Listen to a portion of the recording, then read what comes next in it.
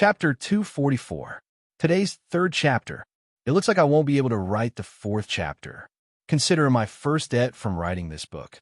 I owe a chapter in June, and I'll make up for in July. There's no other way. I really can't hold on any longer.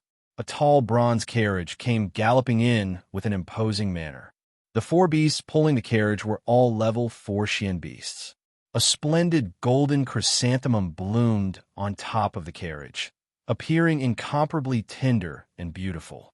8 knights stood to the left and right of the carriage, their spirits high as they rode on their horses. The Morong family has arrived. On the surface, the Morong family cannot compare to the Li family in terms of size and influence, nor can they compare to the Jun family or the Duga family. However, the Morong family is the oldest of the Tianxiang city's aristocratic families, and also the one with the strongest heritage.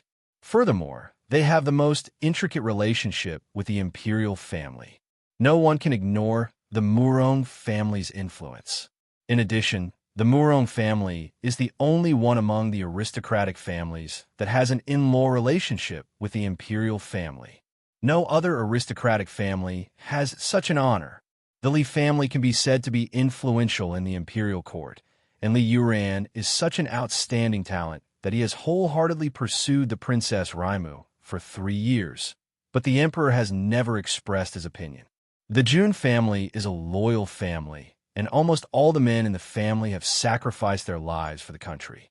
Grandpa Jun did not hesitate to ask for the emperor's hand in marriage, but was politely rejected. Although the emperor did not like the debauchee Jun, the Jun family was still rejected. One can only imagine the difficulty of a marriage alliance with the imperial family. The Morong family's position in the hearts of the imperial family is difficult for other families to replace.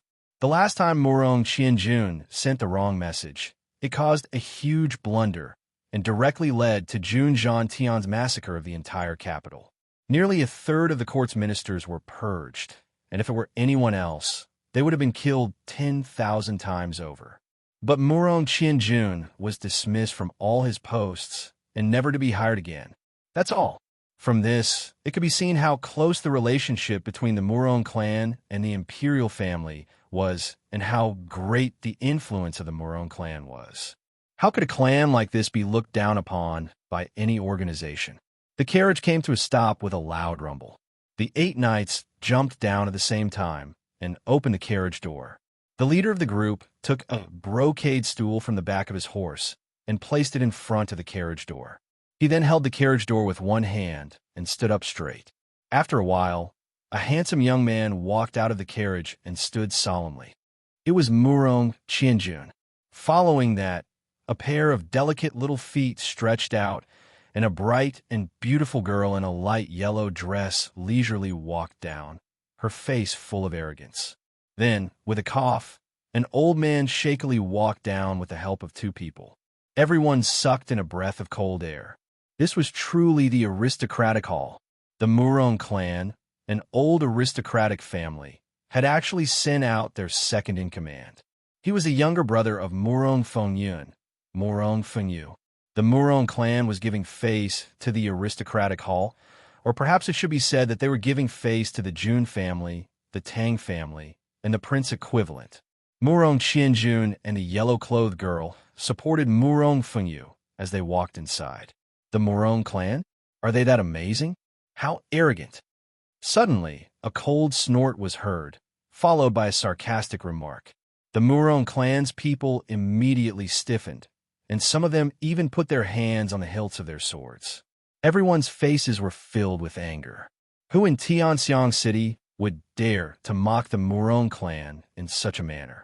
Moreover, it was the Morong clan's elder brother who had come out to mock them. This was simply suicidal. This was simply provoking the Tai Sui clan. Turning his head to take a look, he saw 2 middle-aged men wearing snow-white clothes. Their expressions were cold as they looked over. One of them already had a face filled with rage. That was because the lower part of his robe, that snow-white robe, was covered with dust. Beside them stood a white-clothed girl with picturesque features. It was Xiao Han and the other 2. Naturally, one could not provoke the Tai Sui clan. But if the one provoking the Tai Sui clan was a true immortal, then what? In the eyes of the secular world, the Silver Blizzard City was an unreachable existence. Xiao Han felt that everything had gone wrong recently, and his heart was extremely depressed. Ever since he had arrived in Tianxiang City, he had felt extremely sullen. He had just arrived at the Jun family's residence, and he had wanted to humiliate the crippled Jun. He had not expected that a junior would take advantage of him, and then he had been injured by Mu Shuetong. The most infuriating thing was that the eldest young lady had secretly sent a gift to Jun Wui. Then it was his nephew's turn. He had just arrived in Tianxiang City when he was seriously injured by a mysterious person. Although he had been treated by a divine doctor, he had not been seriously injured. But in the end, he had not taken good care of him. Then he heard the news that the crippled Jun had actually recovered. This made Xiao Han's patience reach its breaking point. At this time, 3 families had joined forces to open the aristocratic hall opposite the magnificent jewel hall. Wasn't this clearly opposing the magnificent jewel hall? What was most unbearable for him was that the Jun family was one of the 3 families that had joined forces. This was simply intolerable. This time, he had finally managed to obtain the task of representing the magnificent jewel hall, but he had been accompanied by Mu Shuetong, who was much stronger than him. How could he be in a good mood? He had just arrived at the entrance of the aristocratic hall when he was unexpectedly splashed with dirt and dust by an oncoming carriage. How the F***CK was he going to let people live?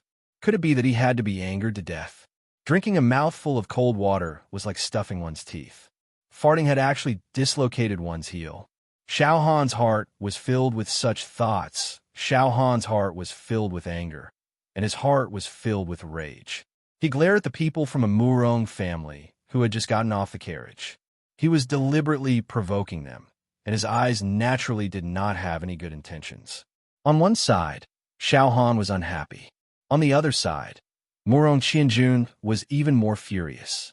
Looking at the entire Tianxiang city, who would dare to be so audacious?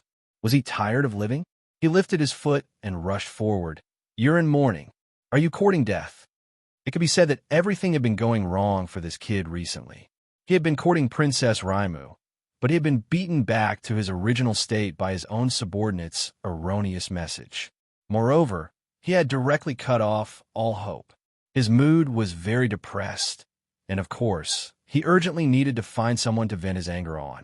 The old man beside him, Murong Feng Yu, coughed twice and pulled him back.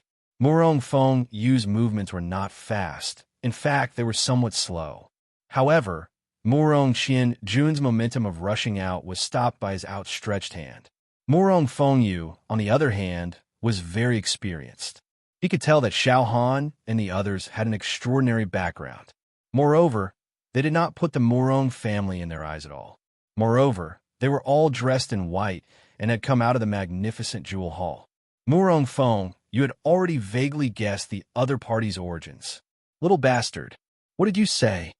Xiao Han's face instantly revealed a violent, murderous look. Xiao Han was born in the Silver City, and his white robes were the formal attire of the Silver City's juniors. There were no other colors.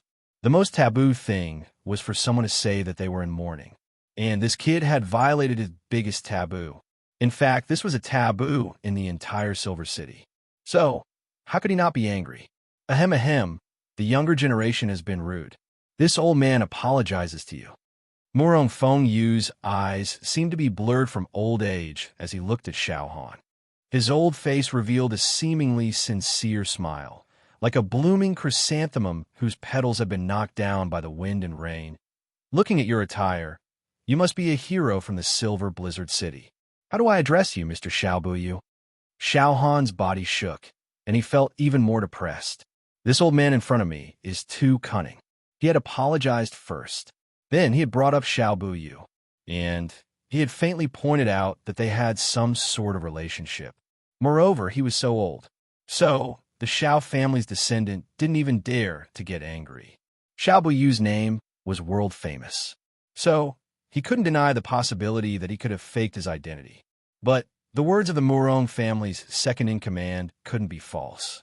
So, he could only restrain his anger and return the courtesy. He is an elder of the Xiao family. Thank you for your concern. Hee, you don't have to be so polite. So, we're not strangers. Murong Feng Yu squinted his eyes and lowered his posture as he said, we were in the wrong in this matter. My Murong family will give you an explanation later. I hope you will forgive us. Xiaohan snorted and said, there's no need. Murong Feng Yu let out a sigh of relief. He knew that this matter was over. So, he glared at Murong Qinjun.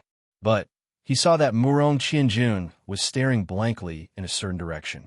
He followed his gaze and saw a budding young girl. She looked like a snow lotus blooming on an iceberg. She was standing beside Xiaohan. She was dressed in white and looked extremely elegant and beautiful. Murong Feng, you couldn't help but think, if Qianjun can get this girl, wouldn't it mean that my Murong family in the Silver Blizzard City would have a relationship? But this matter needs to be considered at length. This girl doesn't matter what status she has in the Silver Blizzard City. She's a piece of swan meat for my Murong family. Suddenly, the sound of horses' hooves was heard from afar.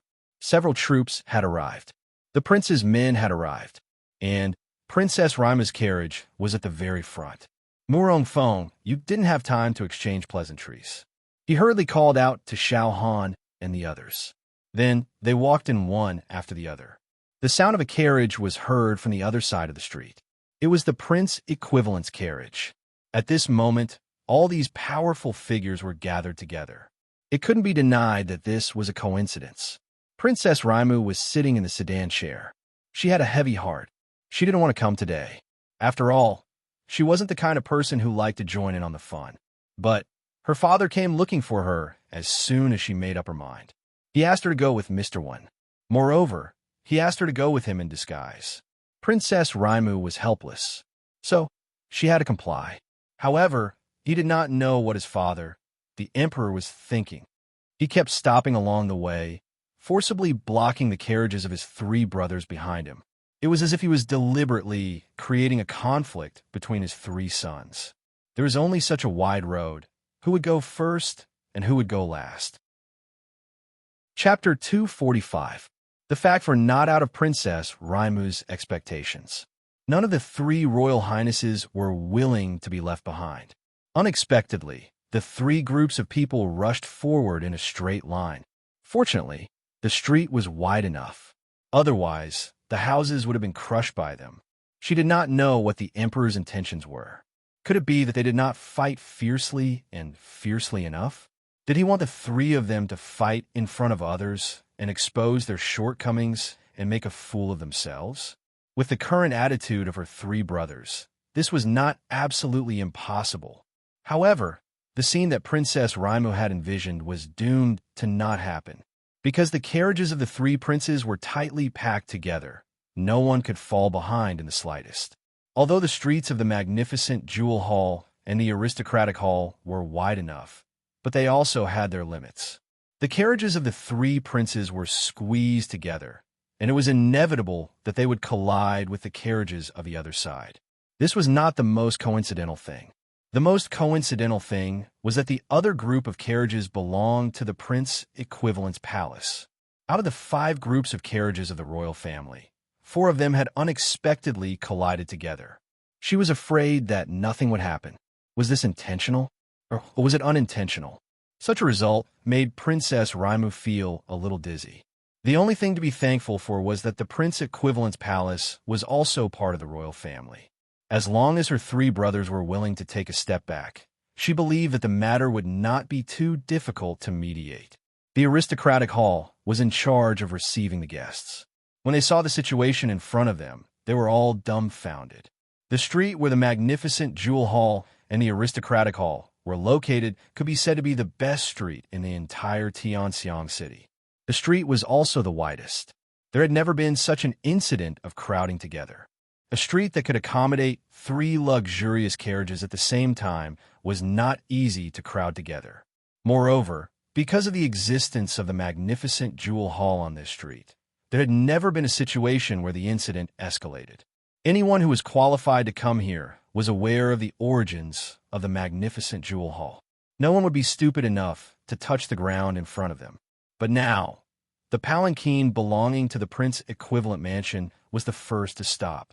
Two plainly dressed maids opened the curtains of the palanquin and helped a small child down from the palanquin. That child was the prince equivalent's crown prince's heir, the adorable little boy Yang Mo, who had always been jokingly called a little girl by June Moxie. Princess Raimu's carriage automatically moved to the side. The prince equivalent's residence represented Prince Equivalent. He was the only member of the Yang family apart from her father. Even if her father, the emperor, was in the carriage, she still had to give way. Moreover, she was very fond of this little brother of hers. Moreover, the prince equivalent's palace was one of the aristocratic hall's hidden masters. So, they should have been allowed to enter first. However, the carriages of the three princes did not give way to each other. They maintained a straight line and continued to move forward. If this situation continued to develop, it would be really lively when they reached the gate. Among Princess Raimu's carriages, there was a black-robed man coldly watching the carriages of the three princes. He observed every movement of the carriages without saying a word, but his eyes were as sharp as an arrow. June Moxie had already received the report at this time. Faced with such an awkward situation, he could not help but anxiously rush out. June Dashao was cursing in his heart. Damn it, you three brothers didn't distinguish who's big and who's small, and you actually dare to cause trouble here. If I had known earlier, I would have only given an invitation to save trouble. F***CK. If at this critical juncture you guys really start fighting here, then wouldn't the auction that I've painstakingly organized become a joke? You three bastards. When I have the time, I'll play you to death. Fatty Tang and Song Shang were the main hosts of the auction. Naturally, they cannot come out. Besides, even if they came out, they might not be able to handle it. After all, the status of these three princes was too high. They absolutely could not use force to deal with them face to face. Third Master Jun Wui could certainly handle it. But if Jun Wui came out, he would be directly involved in the competition between the three princes. It would not be good to help anyone, so it would not be appropriate. As for the other candidates, of course, General Dugu Wudi could do the same. He would probably be able to settle things with just a roar. The three princes might be out of reach in the eyes of others, but they were not in the eyes of this big shot. However, they were guests after all. It was not nice to use external forces to solve their own problems. Besides, if he really used General Dugu's influence to solve the problem, then what about the 10,000 taels bet? Even if the gambling St. June won in the end, would he have the face to ask General Dugu for the bet? He had just helped you solve a big problem. Therefore, General Dugu could not do it. After thinking about it, it seemed that only June Moxie could come out personally. Although June Mo's status couldn't be compared to that of the three princes, but his debauchee reputation as a debauchee was undoubtedly very useful in dealing with this kind of matter. Moreover, he had an endless stream of hoodlums and scoundrels. Therefore, after receiving the report, Jun Wui and Tang Yuan simultaneously looked at Dugu Xiaoyi's face. Jun Dashao's face was being grabbed by Dugu Xiaoyi. Mo, Xia, you'll need to resort to some underhanded methods to solve this problem. You're the only one who's suitable. Jun Wui said, What is this? Why am I the most suitable when it comes to using underhanded methods? Jun Dashao was depressed. Boss, as the saying goes, evil people need evil people to deal with them. It's best if you step forward, Tang Yuan flattered. This flattery made Jun Dashao very angry. Evil people need evil people to deal with them? How am I evil people? These words of praise and criticism made Jun Dashao want to curse. What are you talking about? Do I look like an evil person to you? This is outrageous. However, for such a big matter, I really need this expert to make a move. Only then can it be easily resolved. By the time Jun Dashao arrived at the scene, there had already been a commotion. The reason was because Jun Moxie had bumped into Xiao Han, Mu Shuetong, Han Yin Yao, and the Murong family's entourage. Mu Shuetong nodded and smiled. Xiao Han snorted and pretended to be arrogant as he ignored Jun Dashao. Only Han Yin Yao grabbed Jun Moxie's lapel, pouted, and glared at him. Jun family's boy, hurry up and call me Little Ant. Little ant will give you something good. June Moxie was in a bad mood. He rolled his eyes and said, I say, how can you be so ignorant? Your sister and my third uncle haven't even gotten married yet. Besides, it can only be considered as a marriage. What does it have to do with you? Little ant, look at you. You're flat and dry. Your chest doesn't rise. Your waist doesn't rise. Your fetal hair hasn't receded and your milk hasn't dried. And you're already fantasizing about being someone's elder. Have you grown your teeth yet? Wait until you're sure that you've grown all the teeth I've said. Then you can pretend to be someone else's elder. June Moxie's words were purely infuriating. There was no basis for his nonsense.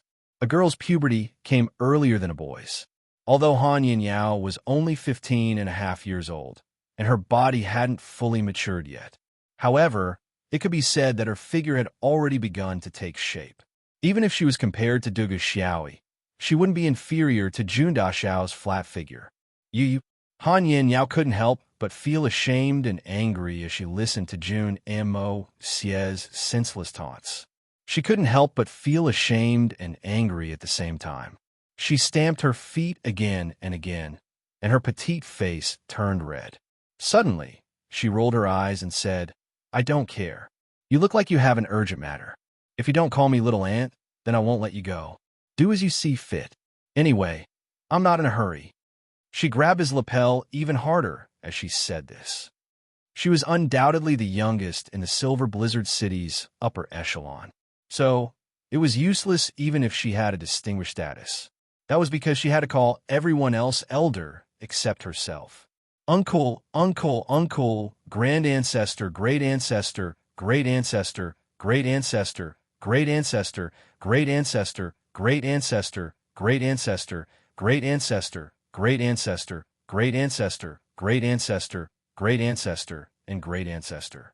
Ever since she had arrived at the Tianxiang city, she had seen this young master Jun Mo Xie was obviously a little older than her, and she had become very interested in him. Moreover, she had learned that this Jun Mo Xie was her elder sister's future brother-in-law, and that he was her true junior. This was a blessing from the heavens, and she was even happier than if she had picked up a gold ingot from the ground. So, how could she let him go so easily? Naturally, she would pester him and fight for the honor of her little ant. Oh, hey! June Moxie heard that the noise outside was getting louder and louder. So, he stamped his feet and said, Okay, I'm afraid of you. I'll call you, okay? Little piggy, is that okay? His voice was a little vague, but he was speaking very briskly. So, the little girl Han didn't hear anything strange in his words. She only thought that he was calling her little ant.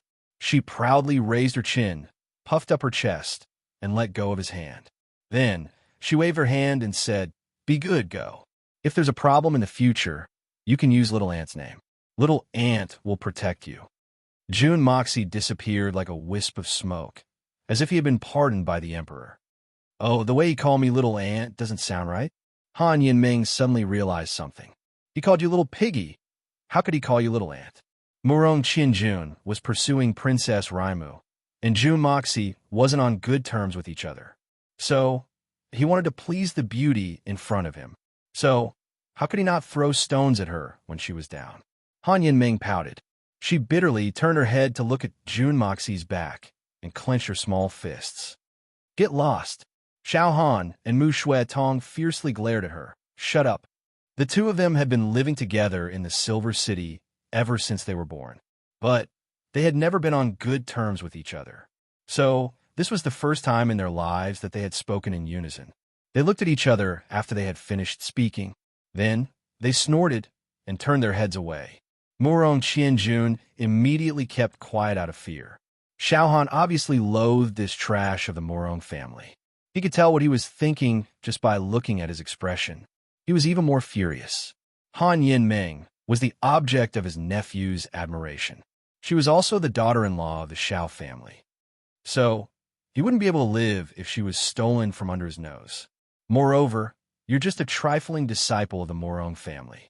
You're like a toad lusting after a swan's flesh. You're overestimating your own capabilities. Mu Shuetong looked down on this kind of person who added insult to injury. So, he naturally wouldn't give him any face.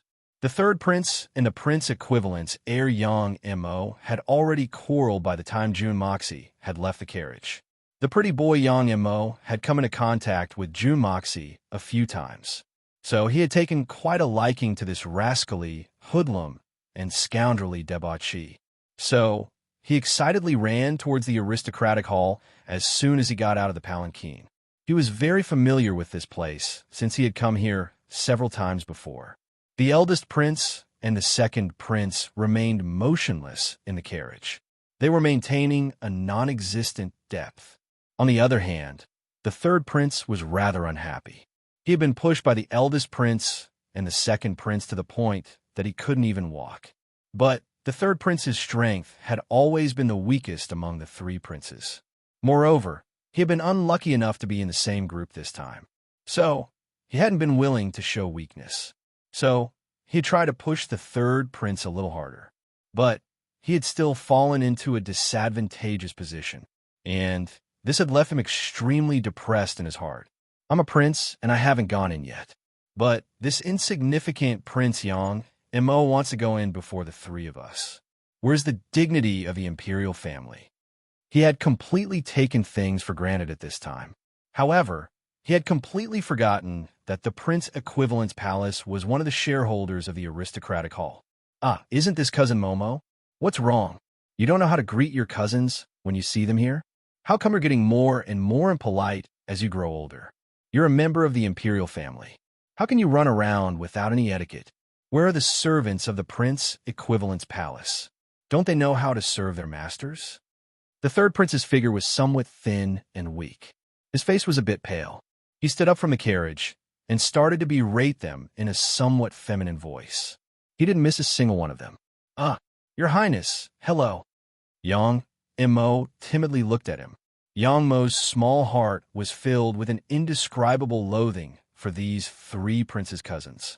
What third prince? The eldest prince and the second prince are still there. You don't even say a word. You don't even know how to be polite. You're so arrogant? Don't tell me that you've never learned etiquette. Huh? The third prince looked at Yang Mo in an overbearing manner. His eyes were full of gloominess and pleasure. Naturally, he wasn't targeting Yang Mo. He just wanted to find a suitable punching bag to vent his frustrations. Yang Mo was young, but his status was extremely high. He was an extremely soft and delicious persimmon. The prince equivalent had a high status, but he was indifferent to worldly affairs. So, he had never interfered with the politics of the imperial court. His influence in the imperial court was negligible. Therefore, the third prince didn't have any misgivings. He wantonly humiliated the little Yang Mo in front of him. He didn't care that this child was also surnamed Yang. The expression of the black-robed man in Princess Raimu's caravan became increasingly gloomy. After all, Yang Mo was only a 10-year-old child. How could he withstand such a harsh reprimand? Moreover, he didn't do anything wrong, so he felt even more wronged. His eyes turned red and filled with tears. The corners of his mouth twitched, and he was about to cry. Third brother, enough. Momo is still a child. Why are you scaring him? Princess Raimu couldn't bear to see him like this. She opened her mouth and was about to step forward to explain when she was pulled back by the black-robed man behind her. Child? Can a child not know etiquette? We are the descendants of the imperial family, the descendants of nobility. How can we be compared to ordinary children? I'm educating him. I want him to know what etiquette is. In the future, don't be so unruly. He's disgracing the imperial family. The corner of the third prince's mouth twitched as he sneered. He did not take this younger sister of his seriously at all. Ah, isn't this the third prince? What big rules, what big tempers. Why are you all blocking the door and not coming in? Aren't you not giving face to the Jun family, the Tang family, and prince equivalent? Jun Mo, Xie, squinted his eyes and crooked his eyebrows. Then he swaggered over to Yang Mo and stood in front of him. Then he twisted his buttocks and assumed a slanted posture. In fact, it seemed as if he was about to fall over. With a swoosh, he unfolded a gold folding fan. It was already late autumn. The heat was gone, and it was slightly cold. However, young Master June was still leisurely waving his fan. His demeanor was so flat that anyone who saw him couldn't help but feel the urge to beat him up. June's son Xiao, this prince is disciplining my sister-in-law. This has nothing to do with you. The third prince looked down on this debauchee. In his eyes, he was a useless person who relied on his father's generation to eat and wait to die. How can this have nothing to do with me? Third prince, you intercepted the third boss of our aristocratic hall and lectured him incessantly. This has caused our auction to be unable to be held normally. But how can you say that this has nothing to do with me? How can there be such logic in this world? Jun Daxiao didn't give him any face. In Jun Daxiao's eyes, this guy was also a useless person who relied on his father's generation to eat and wait to die. He didn't have the slightest ability, but he was ambitious and ambitious. Jun Moxie pretended to be ambitious. He puffed out his chest, and his body swayed a bit. It seemed as if he couldn't stand still. Then, he continued, this matter is related to the shining silver and glistening gold of our aristocratic hall. But we have to pay taxes to the country if we want to make money. You're hindering us from making money. And you're hindering the country from paying taxes. And you're hindering the country from paying taxes. And you're hindering the country from paying taxes. And you're hindering the country's livelihood. Third Highness, do you want to rebel? Jun Moxie danced with joy. His spittle flew in all directions. He went around in circles and put a big, groundless hat on the third prince's head. The third prince trembled in anger. Jun Moxie, what nonsense are you talking about? Who are you saying wants to rebel? Jun Moxie squinted his eyes. Third prince, what has our Tianxiang Empire done to you? The people of the empire provide you with luxurious clothes and good food. They provide you with glory and splendor. They provide you with a noble title. They provide you with a high position. And you want to rebel? You, why are you doing this? Don't you have any humanity left? Jun Moxie spoke with grief and indignation. You were born into the royal family. You're the majestic third prince. And you're still not satisfied? Don't tell me you want to kill your own brothers and sisters? Don't tell me you'll only stop after you've ascended to the throne? Don't tell me there's really no kin in the royal family. The third prince was completely dumbfounded. This guy was talking nonstop. His face was full of hatred, grievance, grief, and indignation. From his mouth, he had instantly become a heartless and unscrupulous person. If he were to continue talking, who knew what else he would say? It was as if he didn't die and wouldn't be able to thank the world. Why is this guy not holding back at all? He dares to say anything. You're a debauchee. You don't know how to hold back. You can't treat everyone like you. Seeing that he was still shamelessly talking, the third prince's face would be even more humiliated. If someone were to hear this and spread it to the emperor's ears, he hurriedly rushed forward and covered his mouth. His voice was already begging. Jun's son Xiao, you don't say any more.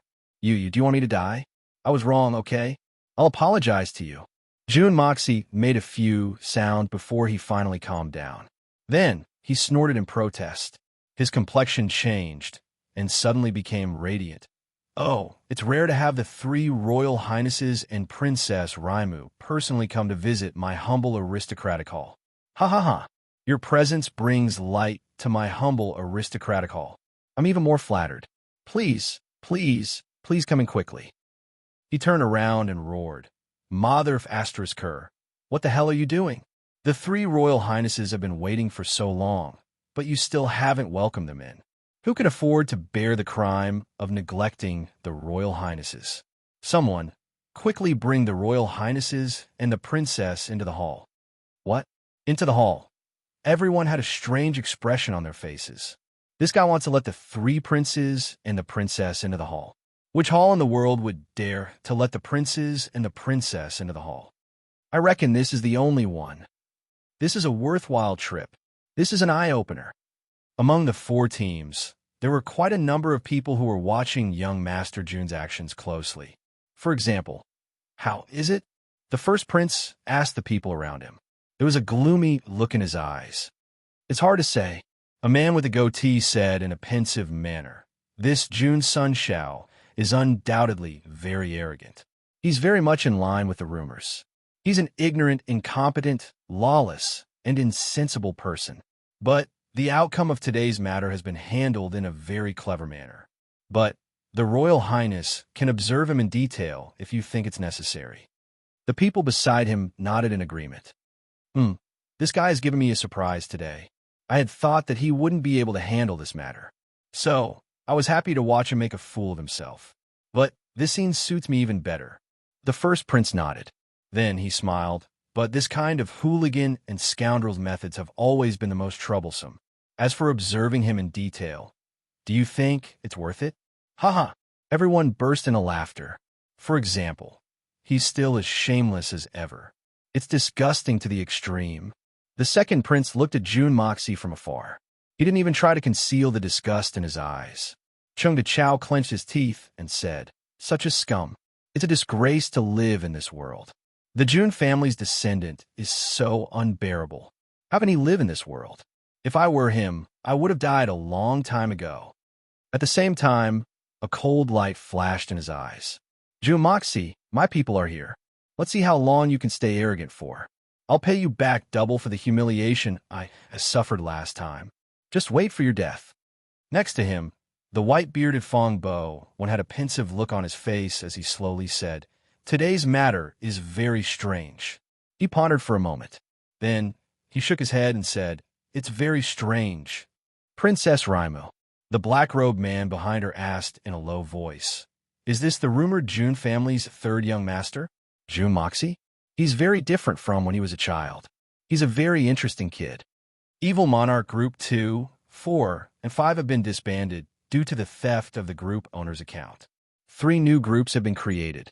Brothers come. Don't leave me. Group 2, 118, 513, for 69. Group 4, 29,797,753. Chapter 246. Today's explosive first chapter. It's almost 6 o'clock. I'm going to sleep. I'll get up in the afternoon to write. Yes, that debauchee. Interesting. He's so annoying. How is he interesting? He's arrogant, and has no manners. He lacks even the slightest bit of self-cultivation. It makes people want to vomit. Princess Raimu looked at June Moxie angrily. There was one thing that she didn't dare to say in her heart. I don't know why Xiao Yi would fall for a hoodlum like him. Princess Raimu knew how harmful these words were. She knew what her imperial father was afraid of. So, she didn't dare to say these words. Everyone has their own opinion, the black-robed man said in a meaningful tone. He didn't change his opinion because of Princess Raimu's words. Instead, he watched June Moxie's back with a pensive look on his face. This grandson of June Zhan Tian is not simple. The third prince had deliberately tried to stir up trouble, but he had completely disrupted his plans with just a few words. Then, the third prince had turned the whole matter into nothingness. The method was a bit dishonorable, but it was the best method to cut through the Gordian knot. It would take a long time for the third prince to be entangled in any other way. There would be no way to resolve the problem if the third prince was blindly arguing with him. As a father, how could he not know the temperament of his third prince? If he wasn't born into the imperial family and had the status of a prince, he would have been a good-for-nothing who relied on his father's generation to eat and wait to die. No matter what method it was the best method as long as it was effective in the shortest time possible. And June Moxie had obviously adopted the best method. This rumor of debauchee isn't as good as meeting him in person. He doesn't live up to his reputation. The black-robed man frowned. He looked pensive, but no one knew what he was thinking. The entourage from the imperial family finally entered the aristocratic hall under June Moxie's attentive greeting. However, each person could only bring 2 people in. The rest of the entourage had to stay outside. However, when it was the second prince's turn, he insisted on bringing 3 people with him. June Mo Xie looked at the 3 men. One of them was Fong Bowen. He was the second prince's advisor, so it was only natural that he would follow him. The other man had delicate features and a thin stature.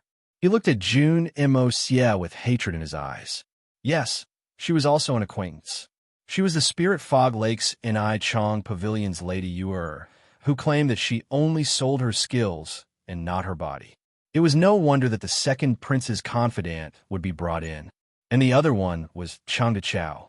Jun Da Xiao stretched out his hand without any trace of politeness and blocked Chang Chao from entering. I'm sorry, Chang Da Xiao, but only 3 people can enter from each invitation card. Your Highness, this place is full, so you can't go in. It's better for you to wait outside. We'll serve you some refreshments later. Why can't I go in? Chang Chao glared at her. It seemed as if he wanted to eat her alive. This fellow didn't stop others, but insisted on going against him. What was the meaning of this? Are you looking down on me? The second prince and his entourage also turned around to look at them. It wasn't good for the second prince to abandon these 3 people. But Chang Chao was the representative of a faction. So he had no choice but to bite the bullet and bring him in. He had thought that it wouldn't be a big deal to bring another person with his status as a prince. So he could turn a blind eye to this matter. However, he hadn't expected that this bastard Jun Moxie would stir up trouble again. In fact, the young Master Jun would have turned a blind eye to it if it had been someone else. However, this person was Chang Chao, and he couldn't allow it. Don't say that you violated the rules. Even if you haven't, I'll find a way to make you break the rules. Then, I'll find trouble with you. This unlucky bastard's name isn't pleasing to my ears. And this guy is even more unpleasant to my eyes. I'm sorry, but your group is full. Jun Moxie straightened his neck and looked at Chang Chao as if he was looking at a monkey in the zoo. What are you going to do? You violated the rules of this hall. So, this young master is acting according to the rules. So, naturally, I can't let you in. What credibility would the hall have if anyone could break the rules at will? Why? Chang Chao was anxious. It would have been fine if I hadn't come in from the beginning. But I've already arrived here, and I'm only 1 step away from entering. So, wouldn't I become a joke if I returned? What would people think of me? I'm with the second prince. So why can't I go in? Eggy. Jun Moxie deliberately misinterpreted his words. He sneered and frivolously nodded his head. What you're saying is very reasonable. For example, the chicken and the eggy are together. But the chicken can go in, but can the eggy? You're such a clear person. So, why are you pestering us endlessly? Don't tell me that your eggy is so special that it can go in. If that's the case, then it wouldn't be a waste to let an extraordinary person like you in. Chang Chao was dazzled by Jun Moxie's twisted explanation. He almost spat out blood. It's an extraordinary shame and humiliation to be compared in such a manner. The 2 men in black behind Princess Raimu couldn't help but laugh out loud when they heard these words. They laughed twice, but then realized that the situation wasn't right. So they shut their mouths, but their bodies and shoulders were trembling violently. The first prince and the third prince couldn't help but laugh out loud when they heard these words. Their faces had turned red, and it seemed as if they had been injected with chicken blood. However, they didn't mind. The more the second prince's men made a fool of themselves, the happier they would be. It's just that Jun Moxie really knows how to use metaphors. It's really mischievous. He had actually compared the second prince to a chicken and Chang Chao to an eggy. Only the second prince and the others didn't laugh. On the contrary, the second prince's eyes were twitching in anger, and his face had turned black. Jun Moxie, don't go too far. Chang Chao was gasping for breath. His eyes were bloodshot and were glaring like bells. He was on the verge of exploding. I'm bullying you, so what? Are you going to bite me? Do you really think that your eggy has no taboos? Jun Moxie tilted his buttocks and arrogantly looked at him. Then he suddenly twisted his buttocks, and his lower body swayed back and forth rhythmically. I'm bullying you, I'm bullying you. I want to bully you, but your eggy won't let me in. Puff. Young Master Chung spat out a mouthful of blood. He stared at Jun Moxie with hatred in his eyes. Then he turned around and walked away. What a big pair of eyes. Like a donkey's eyes. Are you trying to scare me? Are you threatening me? Bah! Jun Moxie spat out a mouthful of saliva in disdain. Then he turned around and met the second prince's murderous eyes. He forced a smile and explained, Your Highness, please don't misunderstand. That chicken wasn't talking about you. It was just a metaphor. This was even more infuriating than not explaining. The second prince groaned heavily. Then he flicked his sleeves and walked in with a stern face. Everyone followed him. But as they walked, someone couldn't help but burst into laughter from time to time. Then he covered his mouth and coughed. This was especially the case for the two attendants of Princess Raimu. These two people didn't have any scruples. This attracted June Moxie's attention immediately. June Moxie was surprised to find that the attendants of Princess Raimu were two men in black robes. And they didn't look young. Princess Raimu didn't bring her maidservants. What's going on? June Dashao's sensitive nerve immediately paid attention to this matter. But he didn't show it on the surface. He just laughed and joked with everyone with a strange accent. Then he quickly paid attention to them. The two of them were in disguise, and they both had beards. So they weren't eunuchs. Princess Raimu wasn't forced. In other words, Princess Raimu knew who these two people were. Besides, Princess Raimu was very respectful to these two people. It was the kind of respect that came from the bones. These two people were definitely not simple. And there was one thing that was very surprising. Yi Guhan wasn't beside Princess Raimu. Even within a radius of a few hundred feet, there was no sign of Yi Guhan's aura. What reason could make Yi Guhan leave the princess? With Yi Guhan's temper, who would he worry about the most in Tianxiang City? So strange. Perhaps the answer to all these mysteries lies with these two people? As long as we know who these two people are, everything will become clear. June Moxie suddenly remembered the rumor that Yi Guhan and the Empress were childhood sweethearts. His heart skipped a beat. Could it be true? Could it be that this small act of burning incense had attracted a great Buddha? But why are there two of them? Everything makes sense if it's really him. But who is the other one? There doesn't seem to be any information on this person. June Dashao continued to ponder. The aristocratic hall's auction hall was right in front of them. Two huge golden osmanthus flowers stood symmetrically on each side. The leaves were lush, and the golden flowers didn't show any signs of withering. They were in full bloom, and a rich fragrance filled the entire courtyard. The hall's door opened, and everyone discovered that it was a very big place inside. In fact, it could even be said to be a small public square. June and Monsieur had put in a lot of effort for this hall. He had opened up all the adjacent rooms, and had even replaced the load-bearing walls with marble pillars carved with dragons and phoenixes. There were 100 tables neatly arranged inside the hall. There were exactly 100 tables. There was only one chair behind each table.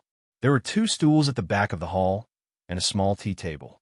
On both sides of each table, there was an exquisite potted plant with lush green leaves and beautiful flowers. The distance between each table was at least 10 feet. The distance was the same. Looking at it from both sides, it was a straight line. Of course, it would be a different story if a fatty like Tang Yuan were to appear in this straight line. But a fatty's unique physique would be hard to find in the heavens or on the earth. More than 300 people entered the hall in a single file.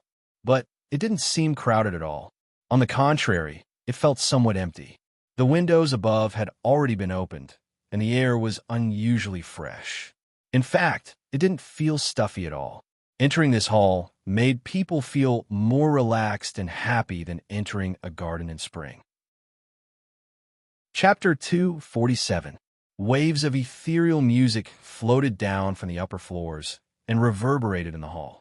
These music weren't very rare, but they could only hear the music and not see the people. Instead, they felt that this very ordinary music had added a bit of elegance to it. The floor was covered with a thick layer of green carpet. It gave off an exceptionally heavy feeling.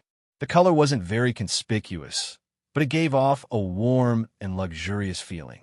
Each table had a list of names written on it. The first row naturally belonged to the royal family. They were like cranes in a flock of chickens. There were only 4 tables. Everyone was thinking in their hearts, this aristocratic hall is really a big deal. Even the royal family didn't arrange a private room for us. However, the more they were in the same hall, the more they felt that they had entered the ranks of the real nobles. They weren't far from the royal family, so how could they not be considered nobles? Therefore, everyone was very happy, except for the royal family. The second row was for the people of the big families. They weren't arranged in any particular order. The third row was for the descendants of the officials, as well as the wealthy families.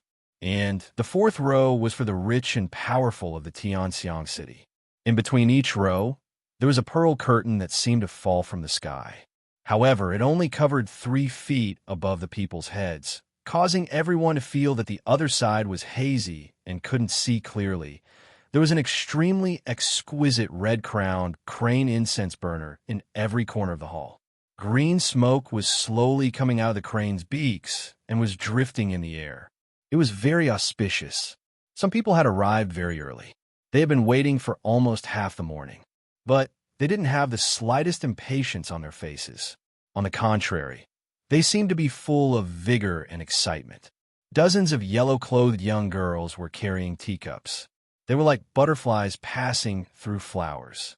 Their figures were graceful, and their appearances were pretty. Their manners were elegant, and they had a sense of propriety. There was a thick, milky white tapestry in front of the first row.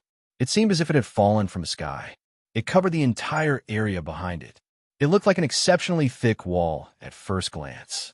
The music stopped abruptly. Everyone's spirits were lifted. A good show was finally about to begin.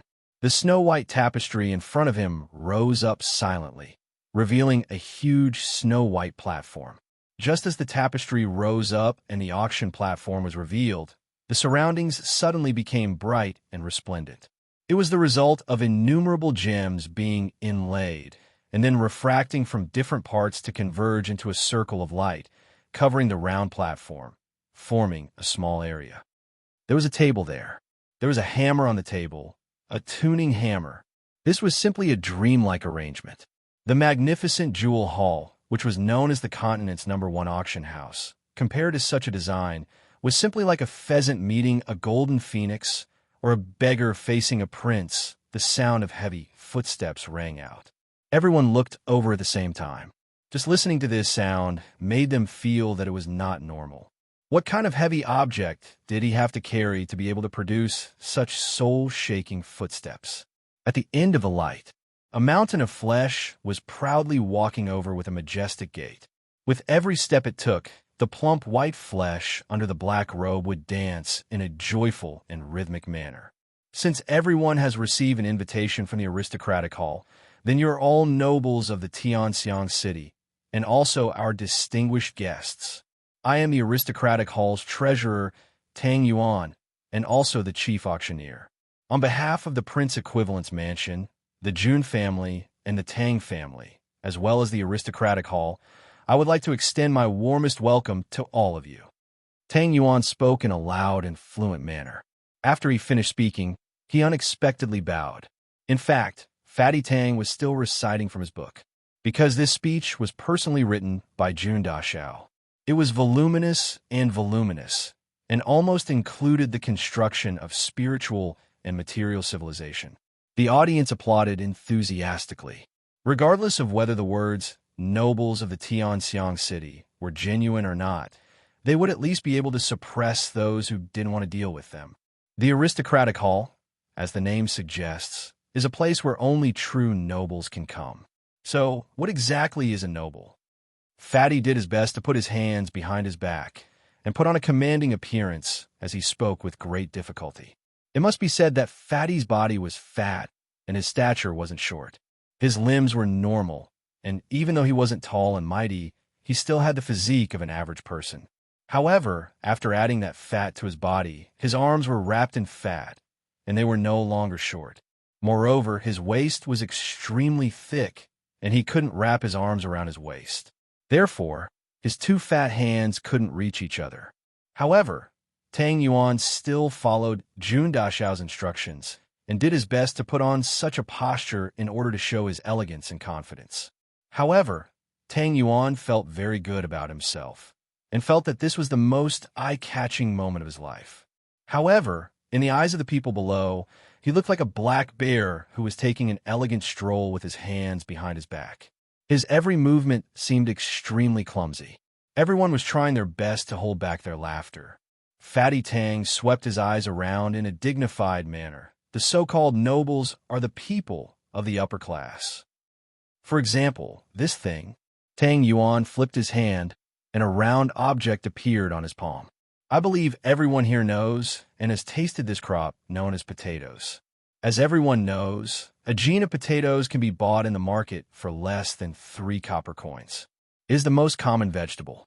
But Tang Yuan paused for a moment to keep everyone in suspense. Everyone could not understand. This fellow was talking about nobles, so why did he pull out a potato? This thing was something that rich families and prestigious families would never put on the table. 3 copper coins for a gene of potatoes. Not only is it cheap, it is also easy to make into a dish. All you need to do is boil it in water at home, and you can eat it. You can cut it into shreds, slices, or cubes. It's all to your liking. Tang Yuan felt that his choice of words was very cultured, giving off the feeling of a great scholar. He could not help but put on a cultured and refined smile. However, in the eyes of the nobles below the stage, it was as though a gene of pork hanging on the wall had been whipped. It was simply too horrible to look at. However, as long as it is placed in a tavern, regardless of whether it is cut into shreds or slices, as long as it is made into a dish, it will cost half a tael of silver. That's 100 times the profit. Fatty Tang went on and on. Those who spend half a tael of silver in a tavern are obviously nobles when compared to those who cook at home. Nobles eat at the same price. However, this is still a relatively low-class dish. If it is a higher-class tavern, the same dish of shredded potatoes would cost at least 3 taels of silver. Naturally, it is a higher class here. Let's go even higher. For example, if you go to a brothel at the Spirit Fog Lake and order a dish of shredded potatoes with a prostitute in each hand, it would cost 20 taels of silver. If you were to ask for the company of a big shot who only sells her skills but not her body, the price of the shredded potatoes would increase. I reckon that it would cost less than 50 taels of silver. In any case, if you can ask for the company of a big shot at the Spirit Fog Lake, why would you care about some money? When Fatty Tang reached a point where he was in high spirits, it was as though he was giving a speech to a group of customers in a brothel. He kept blinking his eyes, and his face revealed a smile that only men could understand. As expected, a wave of vulgar laughter rang out from below. This kind of laughter made the few female guests in the hall frown. Especially your big shot, who came with the second prince. She was so angry that her pretty face turned green. Princess Raimu heard such laughter coming from beside her. She turned her head and saw that her father was squinting his eyes and stroking his beard. There was a light in his eyes. It was as if he had found a confidant. His smile was boundless and full of sympathy. She couldn't help but cough. Then, she coughed a little harder. She said in a low voice, "Humph. Men are not good people." His Majesty coughed twice in embarrassment. Then, his face became as gloomy as water. He hurriedly put away his unrestrained memories and sat upright on a small stool with a serious look on his face. But in his heart, he thought, "Fuck, I was almost fooled by this fatty. I am a refined man." Of course, if you go to the 9th floor of the most luxurious tavern in Tianxiang City and order a dish of shredded potatoes, it will cost you 100 taels of silver. Tang Yuan stretched out a finger and gently waved it in front of his eyes. He had learned this action from Jun Moxie. Jun Moxie was tall and slender with slender fingers. When he performed this action, it was naturally quite elegant. Moreover, it brought out the arrogance in his bones. Tang Yuan was extremely envious. He had learned it in secret, and at this moment, under the watchful eyes of a large crowd, he had displayed it in an extremely confident and at ease manner. In his heart, he was secretly pleased. This brother of his had finally revealed his face. Fatty had undoubtedly shown his face. To be more accurate, it should be said that his face was exposed, because in the eyes of others, the fatty was like an old sow who was so fat that she could not even walk. She was dangling a carrot in her hoof, as if she was still alive. Furthermore, she was trembling a little nervously, and there was even a smug smile on her face. All the nobles present felt their blood run cold. Even the powerhouses with extraordinary strength were no exception. It was just too disgusting. 100 taels of silver is enough for an ordinary family of 4 to buy potatoes for 5 years. But in heaven-reaching pagoda, they can only eat a plate of shredded potatoes. It is the cheapest dish on the top floor of heaven-reaching pagoda. It is a home-cooked dish that can be eaten anywhere. Tang Yuan laughed out loud. He raised his arms and shouted, "Is this really potato shredded? No, this was eating with style, eating with elegance. This is eating with status. This is eating with taste. Moreover, this is the price of eating. This is the loneliness of being at the top. This is the true enjoyment of nobility. Everyone who is sitting in this hall of the aristocratic hall has a status equivalent to sitting on the 9th floor of the heaven-reaching pagoda among the rich people of Tianxiang City." Tang Yuan's voice was hoarse. His muscles were trembling with excitement. His expression was ferocious and crazy.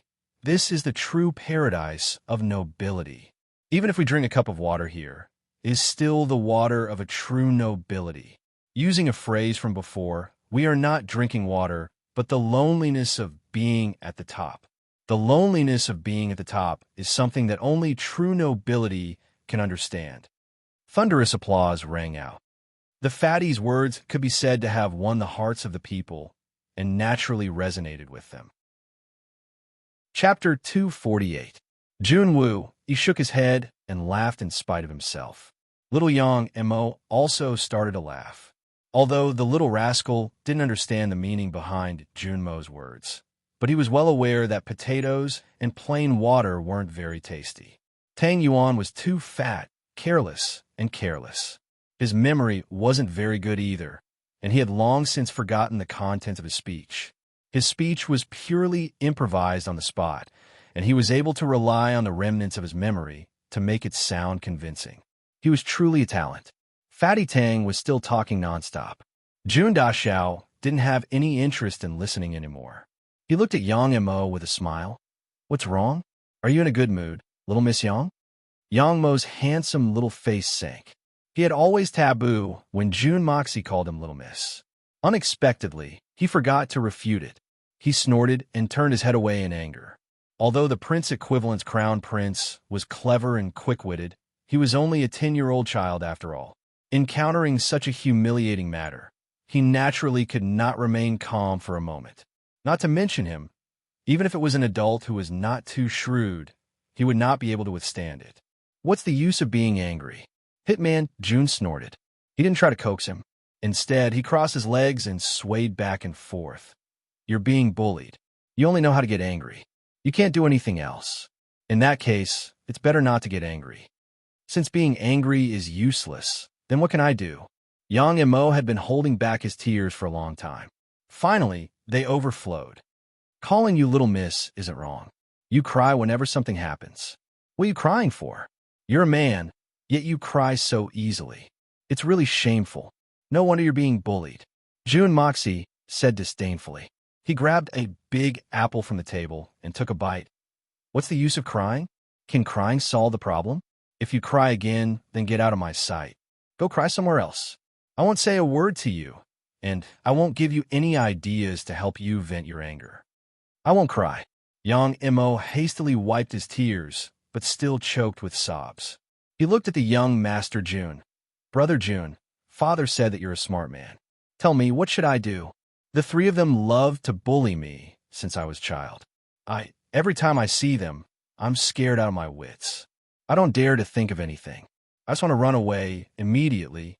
Brother Jun, tell me, what should I do to stop being bullied by them? How can I take revenge and vent my anger?" "Take revenge and vent your anger? There's nothing I can do about it." Jun Moxie didn't even bat an eyelid as he calmly said, "He is the Emperor's son.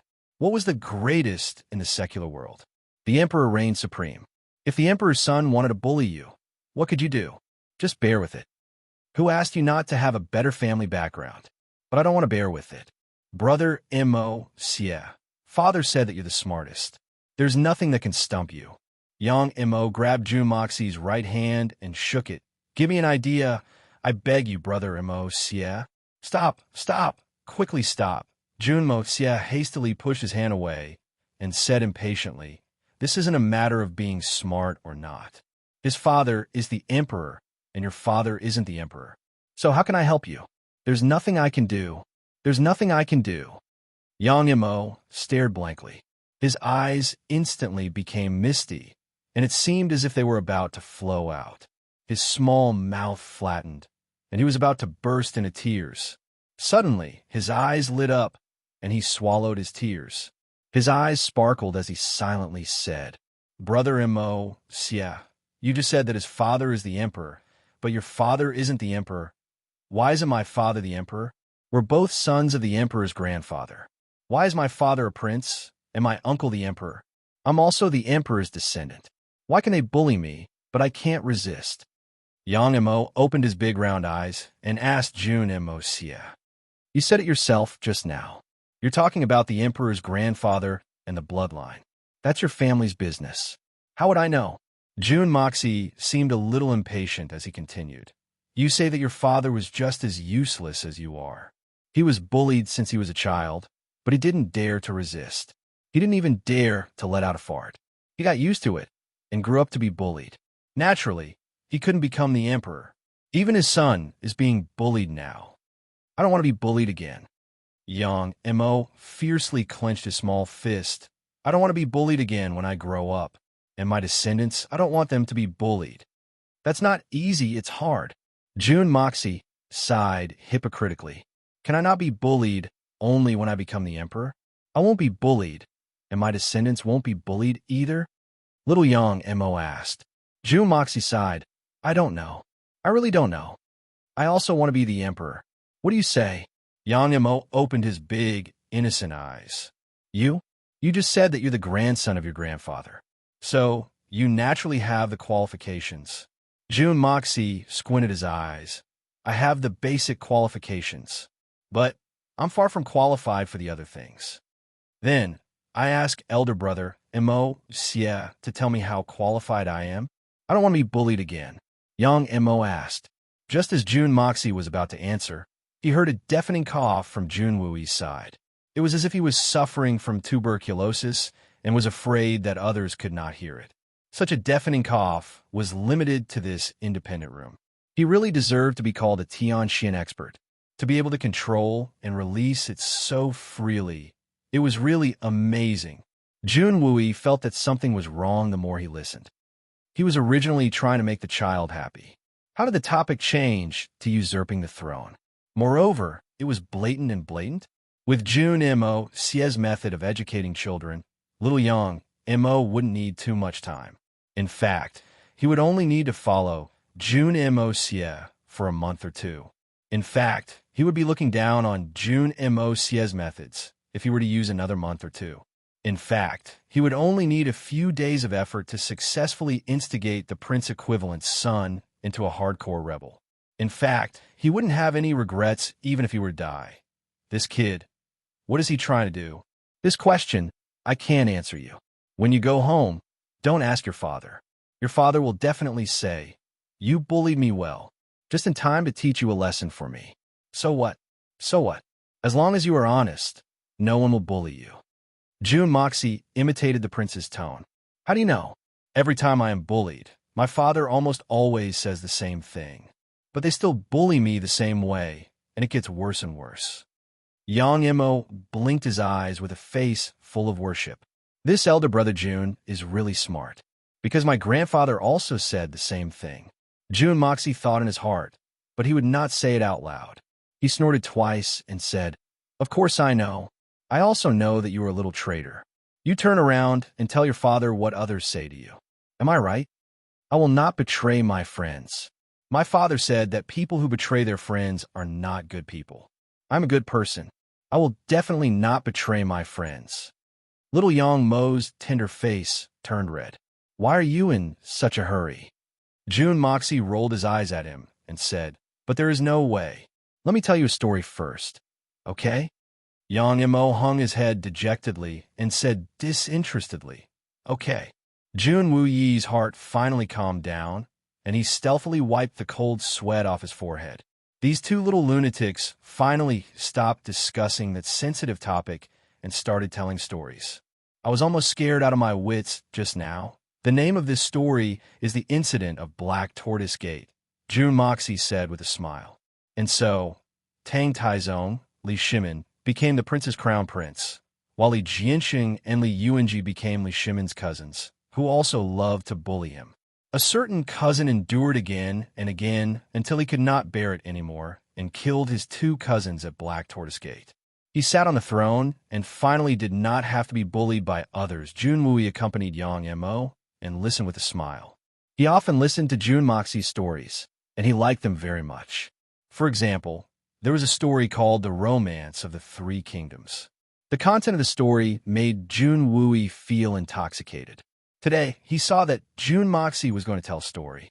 Moreover, he had never heard the name of the story before, so he naturally paid attention to it.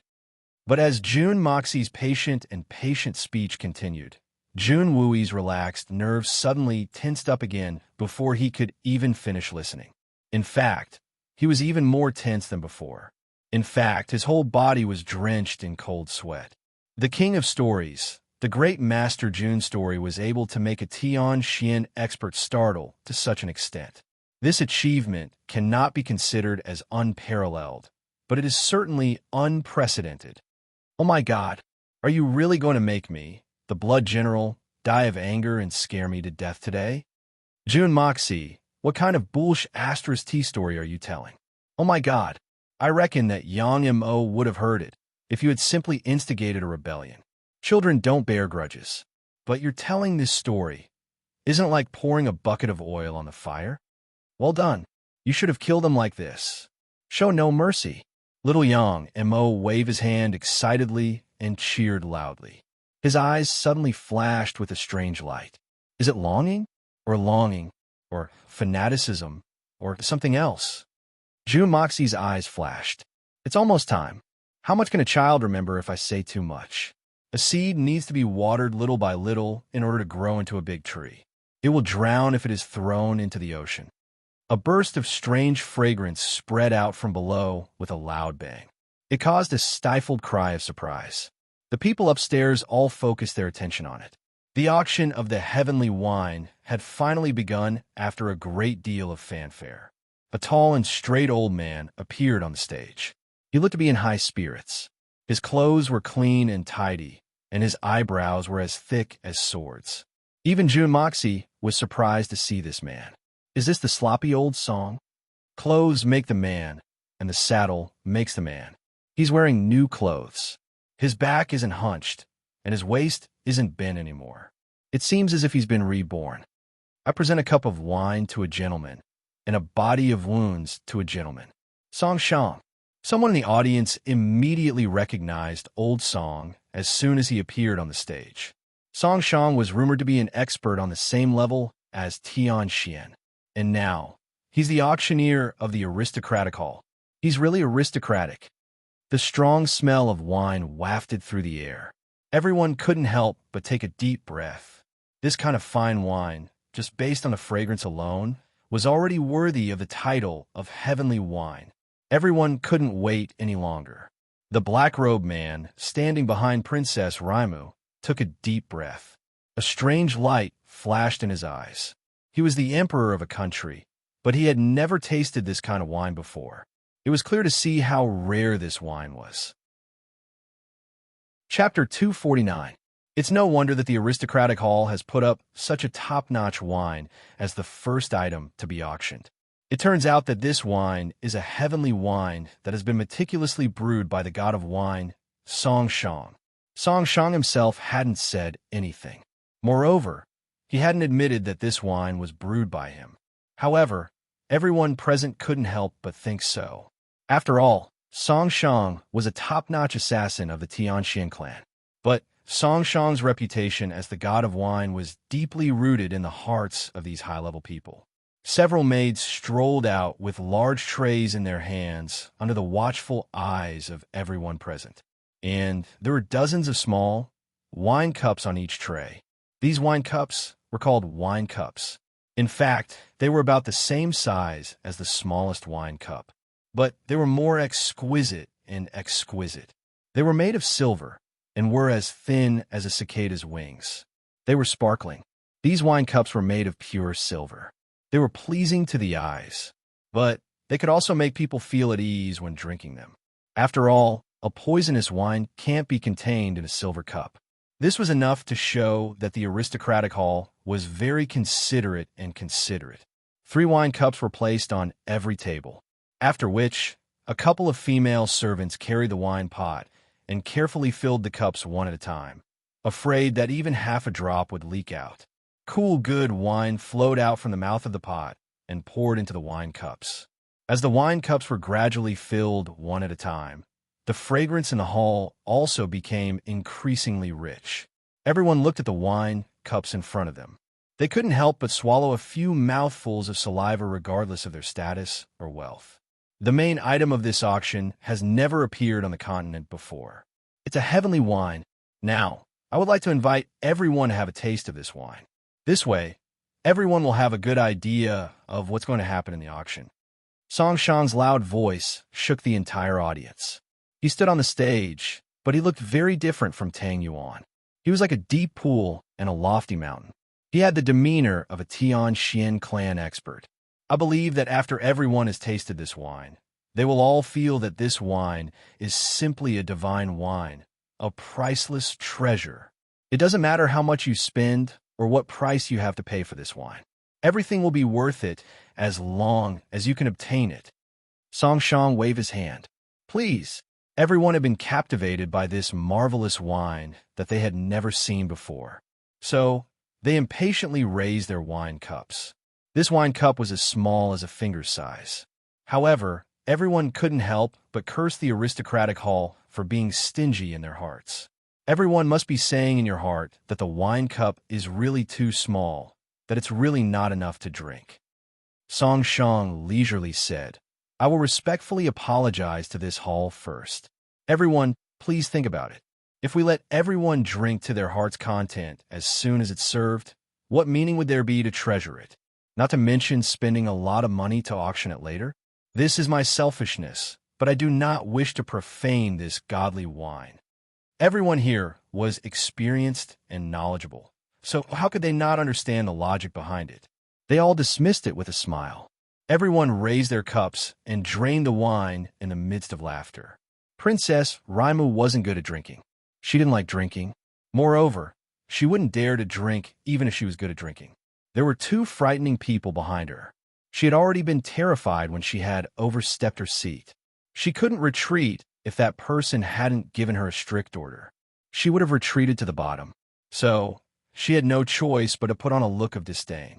She pushed the wine cups to the back and gave the 3 cups to the 2 people behind her.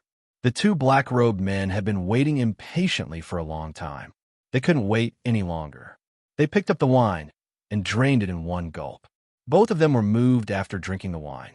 These 2 men were people who had tasted the best wine in the world. But they had never tasted such a good wine before. Unsatisfied, they looked at the other small cup on the table. Both of them stared at each other, unwilling to give in. According to Jun Mo Xie's judgment, the 2 black-robed men who had accompanied Princess Ling Ming were of extraordinary origins. One of them must be that person. But if that person was truly that person, then who in the entire Tianxiang Empire would be able to stand up to him as an equal? Who was the other black-robed man? The crowd that drank first seemed to have sunk into silence. After a while, a voice suddenly called out in the silence. The voice was lingering like a moan in a spring night. It was extremely strange. Everyone looked toward the source of the voice and saw a strong man in his 40s with an intoxicated look on his face. He stared at the small wine cup in his hand with a crazed look in his eyes. Suddenly, he raised his head and stood up, asking loudly, "It's really worthy of being a divine wine brewed by the mysterious wine god. Just a small cup is enough to make me fall head over heels for it. How much is the base price? I don't care how much it costs. I will bid for at least 10 jars today." The man who stood up was Tianxiang City's #1 salt merchant. He was also the vice president of the Tianxiang City's Chamber of Commerce, Zhao Menglong. This man's words could be said to be extremely vulgar, but no one refuted him. Instead, they all nodded in agreement. If not for the fact that they were princes and ministers, they wouldn't have been willing to speak against their conscience. Only Dugawu Di, who was sitting in the second row, had black lines on his face. He shouted, "Sit down and talk. How can you make a fuss in such a serious environment? You've never seen the world. Do you still look like a noble?" General Dugu's heart was beating like a drum. He was very depressed. General Dugu had come today to support his third brother, Jun Wooey. But his original intention was to see Jun Moxie make a fool of himself. He was determined to win the bet that day. A jar of wine for 10,000 silvers? What kind of joke is this? It would be strange if he could sell it. I'm going to win this bet no matter what. But who would have thought that 10,000 silvers for a jar of wine wouldn't seem expensive at all? Not only can it be sold, but it's also going to be sold at a much higher price. So, it's possible that the price won't be 25 million silvers. But it's going to be much more than that. How could Dugawu D not be depressed? Even if he had to erase his conscience, he would still have to do it. If he couldn't do it, then he would stir up trouble in the hall. General Dugu bitterly squinted his eyes and looked at the place where the uncle and nephew, Jun Moxie and Jun Wooey, were sitting. Presumably, those two guys were grinning from ear to ear, right? Zhao Meng long coughed twice and sat down in a somewhat embarrassed manner. He was one of the biggest merchants in Tianxiang City, but he didn't dare to argue with the rude and unreasonable family head. He had just sat down when he picked up the empty wine glass, raised his head, opened his mouth, and shook it twice. Then, he put it on his nose and took a deep breath. His face was full of happiness. Dugu Wu Di turned his head and saw his precious daughter, Dugu Xiaoyi, smiling sweetly. She was looking at him with a look of schadenfreude. He couldn't help but snort and threaten, "If you keep smiling so happily, I'll start arranging a blind date tomorrow." Dugu Xiaoyi's laughter came to an abrupt end. She angrily looked at her father and turned her head away with a straight face. But she turned back the next moment and made a face as she said, "Humph, you're afraid of losing, aren't you? Humph, let's see how you pay off that huge debt. But 25 million silvers. You can't even pay it off even if you sell yourself." Dugawu Di was furious and blurted out, "How can I pay it off? I have a way. I can't pay it off even if I sell myself. Is that amazing? If I really don't have money, then I'll use my daughter to pay off the debt. I'll take that brat as my son-in-law." Humph. Dugu Xiaoyi's pretty face turned red. She suddenly stood up and frowned coldly. "I don't want it. Who wants it?" She was angry and anxious. She liked Jun Moxie, but she didn't want to lose to Jun Moxie as a wager. How would her sweetheart see her if that happened? Tears welled up in her eyes. She stomped her feet and twisted her waist. She no longer paid attention to her father, and tears started to flow down her cheeks. Dugawu Di was at a loss. He had long forgotten about his intention to disrupt the situation and hurried over to comfort her. Due to the limited number of slots, only Duguing was able to enter the heroes and vanguards. He had been grinning from ear to ear, but Dugawudi had ruthlessly kicked him in the butt. "Aren't you going down?" "Upstairs," Jun Wooey asked his nephew. "I feel that something isn't right." Jun Moxie frowned and pointed his finger at the sky. "It seems that that person has also come. He's not the only one. He's also brought along an unfathomable guy. I don't want to provoke unnecessary trouble, so it's better if I don't show myself." "Oh," Jun Wooey's body shook. "My feelings should be right." Jun Moxie smiled. "I'll leave today's matter to Tang Yuan and Yang Mo. I believe that the two of them will be enough. I'll only show myself at the crucial moment." Jun Wooey smiled, but then frowned. "I'm afraid that your strength will spread sooner or later. They will find out sooner or later." Jun Moxie shook his head in disapproval. "Therefore, we must make the Jun family into an undefeatable family before they find out. Then, they won't be able to do anything even if they find out. After all, only absolute strength is the strongest capital for an undefeatable family." Afterward, Songshang wantonly praised the various wonderful aspects of the wine, and then retreated to the side. Even the young Master Jun couldn't compare to the young Master Jun when it came to understanding the taste of wine. The great wine god Song's praise had caused everyone to be reluctant to leave the wine they had just tasted. In fact, they were even more excited at this moment. The atmosphere had reached a new climax. Next, it was time for the manager, Tang Yuan, to put on a show. Now, the auction of this heavenly wine will officially begin. The starting price for each jar of wine is 10,000 taels of silver. There are no rules for increasing the price. Since the quantity of this wine is limited, each table can only bid for 50 jars at a time. There won't be any more. Tang Yuan's big belly propped up as he announced in a loud voice. Dare I ask, Manager Tang, what do you mean by there won't be any more? As soon as Tang Yuan's voice fell, an impatient person asked, It doesn't mean anything special. Everyone can probably tell that this wine was made from Old Song's hard work. He spent half of his life running all over the continent to collect the best quality ingredients. Even after using all of them, he was only able to brew this much. There won't be any more heavenly wine like this in the future. Therefore, this is the only time this heavenly wine will be auctioned. Tang Yuan said with a sigh. Only this time, the audience cried out in alarm. Everyone looked at each other in dismay. This heavenly wine is actually unique. Chapter 250. But when everyone thought about it, they felt that it made sense. How could such a rare and priceless wine be brewed so easily? Only this batch would make sense. Since it's only this time, what's the total quantity this time? The person who asked this question was out of everyone's expectations. It was Princess Raimu, who was not good at drinking and had not even tasted the wine just now. Tang Yuan looked at her in surprise, but still answered the question. In this auction, there are a total of 3,000 jars of heaven-grade wine. No matter what the price is, such a heaven-grade wine will only be a flash in the pan in this world. One sip is one sip less, and once it's finished, it will be gone forever. 3,000 jars.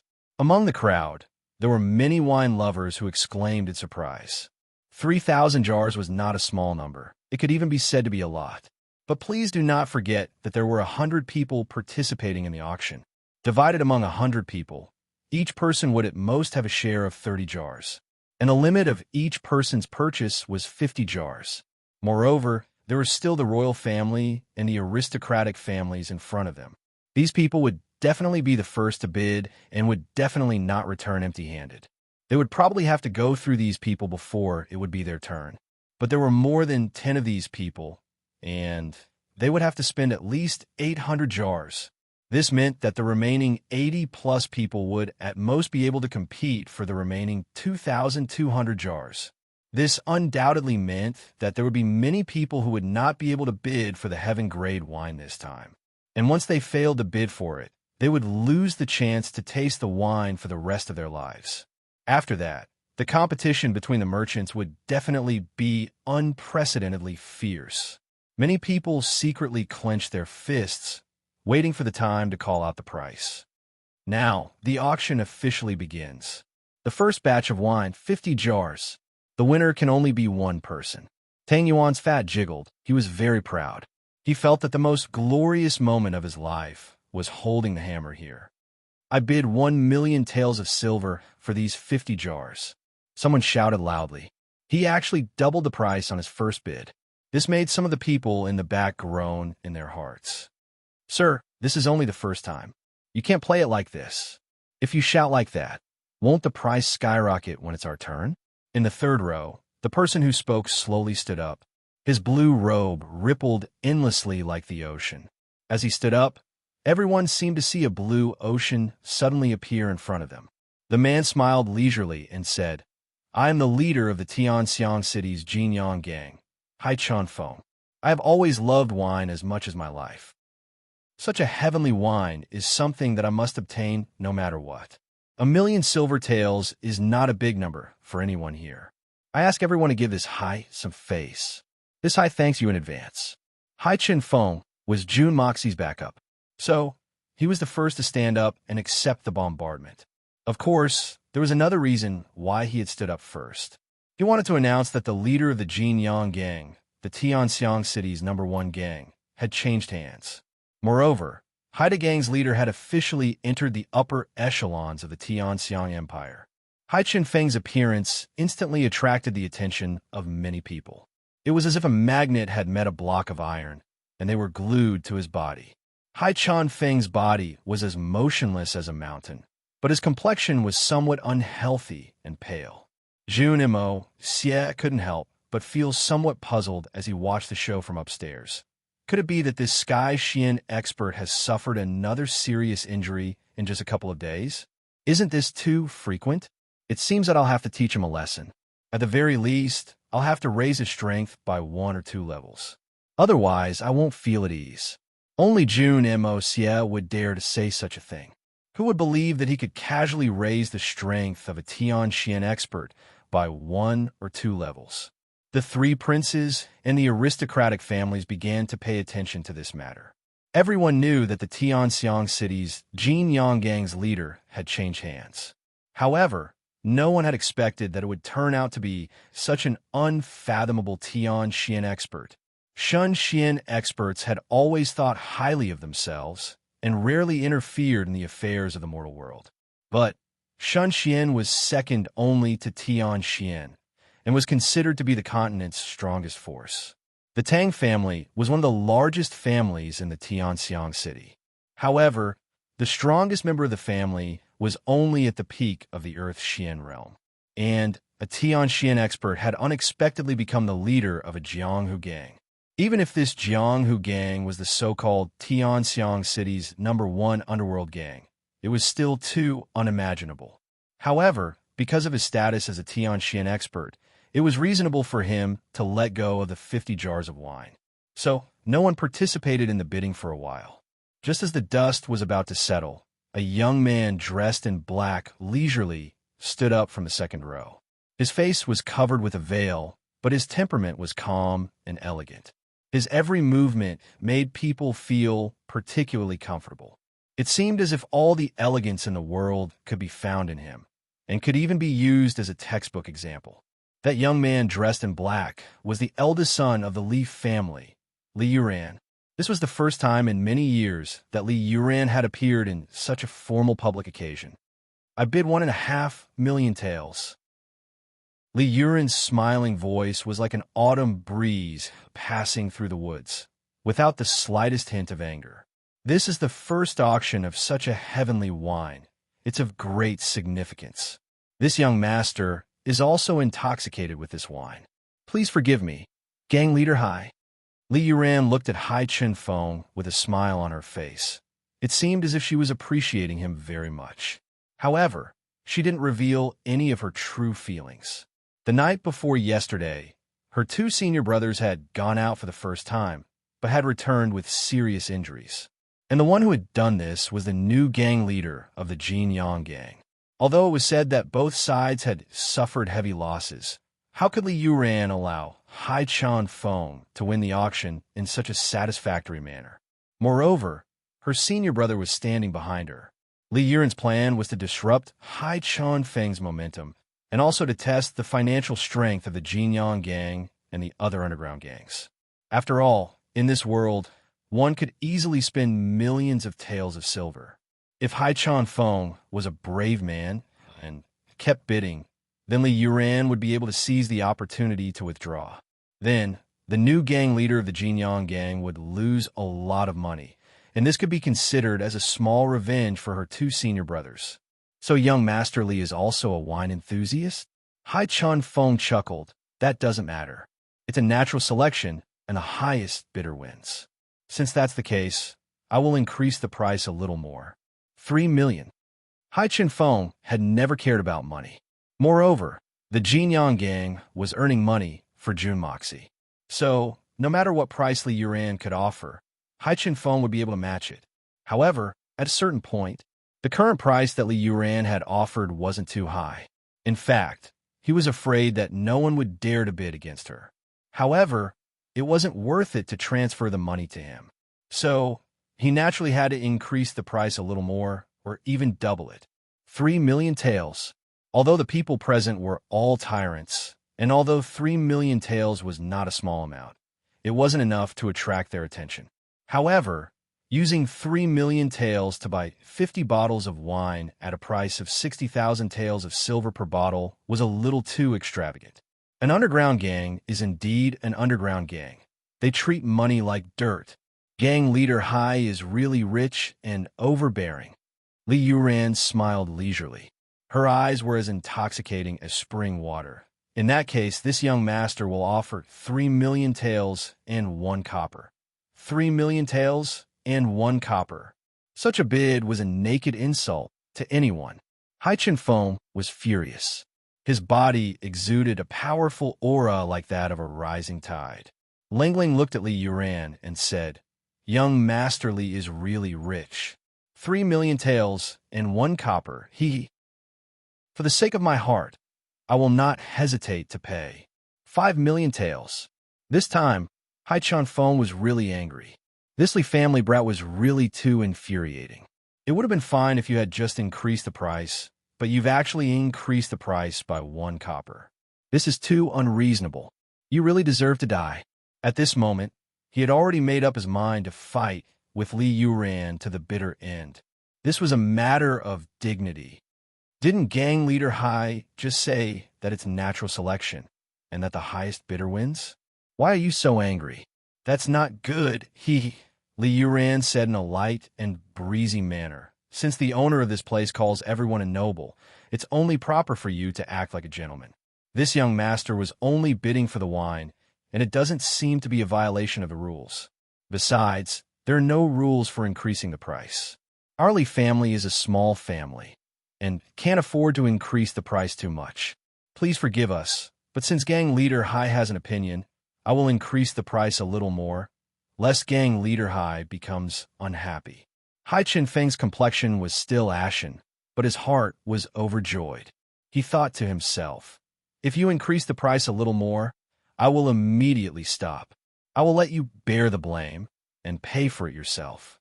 Li Yuran paused for a moment, and then finally opened her mouth. "I bid 5 million taels and 2 copper." Hai Chen-feng flew into a rage. He jumped onto the table and roared, "You little brat, you're going too far." Suddenly, he heard Jun Moxie's soft voice, "Give it to him." Hai Chen-feng was startled and subconsciously looked around. There was no secret technique in the Xian continent, and Hai Chen-feng didn't know where this voice had come from. Why didn't anyone seem to have heard it? This is too strange, isn't it? I said give it to him. Don't bid again. This is an order. Jun Moxie's voice resounded in his ears once again. Although the voice was soft, it was extremely strict and was filled with an order that couldn't be disobeyed. Yes, it was an order. Jun Moxie noticed Li Yuran as soon as he stepped forward. This was the first time that Jun Moxie had seen Li Yuran since he had crossed over to this world. Jun Moxie felt a strange sense of discomfort at first glance. Li Yuran's demeanor, manner of speech, and each and every one of her movements were perfect. No matter which aspect it was impeccable. It was perfect to the extreme. However, was there really such a perfect person in this world? Jun Moxie had never believed it. The world was incomplete, and there was no such thing as perfection in this world. Therefore, perfection didn't exist in any world. Even if Li Yuran's performance was perfect, Jun Dashao could feel one word at first glance: fake. Chapter 251. It could be said that Li Yuran was advancing step by step in order to force Hai Chen-feng into a dead end. Hai Chen-feng was a strong Tianxian expert and had a calm temperament. But he had been provoked to this extent by a few words. This Li Yuran's schemes were as deep as the sea. She was indeed a great enemy. Jun Moxie was almost certain that Li Yuran wouldn't be able to bid again if Hai Chen-feng were to blindly increase the price again. After all, if one were to put oneself in someone else's shoes, it would be enough for him to force himself to this point, and he would also take this opportunity to stop. But Li Yuran, your plan is admittedly very good. Unfortunately, you're too lucky. You've met Hai Chen-feng, and Hai Chen-feng has my back. You're doomed to fall for this trick of yours. But you can't get away with it here. You're too good at it. Therefore, Jun Moxie made a prompt decision to stop Hai Chen-feng's impulsive behavior. Hai Chen-feng was an experienced man. Although he had been provoked by Li Yuran and had become impulsive for a moment, but he had come to his senses after Jun Moxie's warning. He was sitting on the table at this time, and it could be said that he was in an awkward position. This was not befitting of his status as a Sky Xian expert. However, Hai Chun Feng suddenly burst into laughter and said, "The Li family is indeed worthy of being called one of the great families of the Tianxiang city. They are truly rich and overbearing. Haha, I'm just a small gang. How could I provoke the imperial tutor's mansion? Since young Master Li is so determined to win, and there are more than 50 bottles of this wine, I'll give young Master Li face and withdraw from this bidding." Then he leisurely walked down from the table and cupped his hands towards Li Yuran. The corners of his mouth curled up, and he said with a faint smile, "Young Master Li is indeed a wine lover. You've won the first round of wine as you wished. Congratulations." With just a few words, he had completely turned the entire awkward situation around. It was really sharp. Li Yuran was instantly dumbfounded. No one knew that a trace of bewilderment and suspicion had revealed itself for the first time under his veil. His face had always been as calm as an ancient well. Li Yuran was very puzzled. He had never expected that Hai Chun Feng, the leader of the Jinyang gang, would suddenly retreat at such a critical juncture. He had obviously fallen into his trap. Judging from his excitement, he was afraid that the next bid would be 10 million taels of silver. So, why would he suddenly retreat at such a critical juncture? "I want wine." What a joke. Of course, I wanted this wine, but anyone with a discerning eye would know that everyone in the first 2 rows would definitely have wine. In fact, I didn't even have to pay a high price. I could just buy it at the lowest price. Was it worthwhile for me to spend 5 million taels of silver on a few jars of wine? For the first time, Li Yuran felt that something was not going according to her plan. However, Hai Chun Feng's anger couldn't have been faked. So what's going on here? Did he rein in at the brink of a precipice? Not only did he withdraw from this meaningless competition, but he had also smashed his own foot with a rock. He had even given himself the reputation of a bully. Hai Chun Feng doesn't seem to have such knowledge, does he? Could it be that there was an expert guiding him from behind the scenes? However, even if there is someone behind him, this matter has happened so suddenly. I only had a moment to spare. What method could he have used to pass on this information? This is really puzzling. Li Yuran was in a daze for only a moment. Then he smiled sincerely. He cupped his hands and said, "If that's the case, thank you for letting me win, Gang Leader Hai." Li Yuran was in a daze for only a moment. He smiled sincerely, cupped his hands, and said, "If that's the case, thank you, Gang Leader Hai." He chuckled twice and said in a self-deprecating manner, "It can be said that this young master has smashed his own foot with a rock. I wanted to play some dirty tricks, but Gang Leader Hai easily saw through them. You Ran admired Gang Leader Hai's intelligence. I will consult Gang Leader Hai's wisdom if I have the opportunity in the future." June Moxie couldn't help but sigh from upstairs. This Li Yuran's way of handling things is really flawless. A discerning person could see that Li Yuran was deliberately stirring up trouble by raising the price. It was clear that she wanted to embarrass Hai Chun Feng. However, Li Yuran had fallen into a disadvantageous position at this moment. Moreover, she had taken out a sky-high price of 5 million silver taels to buy the 50 jars of wine. Everyone was somewhat ridiculing her in their hearts. However, Li Yuran's words had made it seem as if she was open and above board, daring to take responsibility for one's actions and smiling in the face of failure. This required courage and tolerance. The 2 black-robed men behind Princess Raimu looked at each other with appreciation in their eyes. Picking up and letting go, this Li Yuran is quite a character. There are very few people in the younger generation who can compare to her. Mr. Wen smiled and said in a low voice, "Your Majesty, won't you consider this talent?" The other black-robed man was the current emperor of the Tianxiang Empire. He had a profound look in his eyes as he also spoke in a low voice. "It is indeed worth considering. However, the person who is guiding Hai Chun Feng behind his back is even more worthy of my consideration. Not only is he able to guide Hai Chun Feng without leaving a trace, but his wisdom is also not inferior to that of Li Yuran. In fact, it is very likely that he is even better than her. Guiding him behind his back? Mr. Wen was puzzled. Mr. Wen, think about it. Li Yuran has set up a trap for Hai Chun Feng in just a few words. Moreover, it is a dangerous trap that he will inevitably step into. He knew that Hai Chun Feng would certainly follow up the first time he increased the price by 500,000 taels, but the second time he increased the price by only a single copper. This left Hai Chun Feng with no way out, and he flew into a rage and lost his sense of propriety. The third time he increased the price, he only increased it by 2 coppers. It could be said that Hai Chun Feng was unable to restrain his anger at that time. He didn't think about anything else. He was like a blindfolded mad bull and could only rush forward. Even if the opposite side was a thick wall that was difficult to break through, he would still recklessly rush forward. Mr. Wen closed his eyes and recalled everything that had happened, and he realized that this was indeed the case. Hai Chun Feng was an expert of the Tian Xian Empire, but he had jumped onto the table without any regard for his image. He was extremely angry and was ready to explode at any time. But he only said 8 words after he jumped onto the table. "You're going too far, boy." Then he suddenly stopped. He shouldn't have stopped at this point. It was as if a mighty river had suddenly been cut off at the waist. Then he calmly cupped his hands and admitted defeat. Moreover, he retaliated with an exceptionally beautiful counterattack. It can even be said that this was a great counterattack. You see, that boy, Li Yuran, is also looking around. I reckon that he has the same suspicions as me. It's just that no one is able to discern what kind of method that person used to instruct Hai Chun Feng.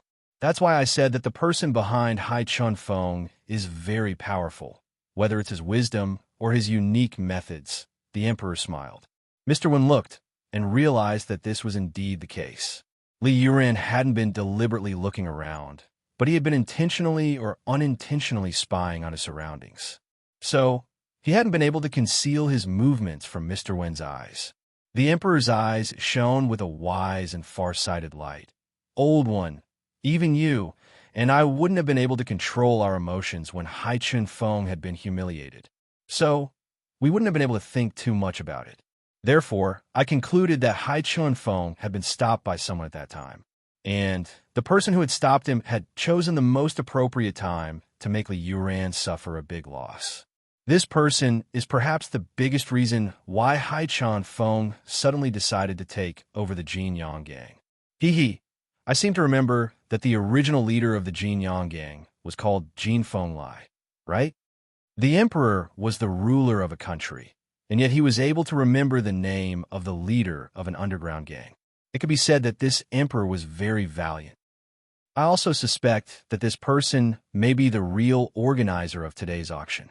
A cold look appeared in the emperor's eyes.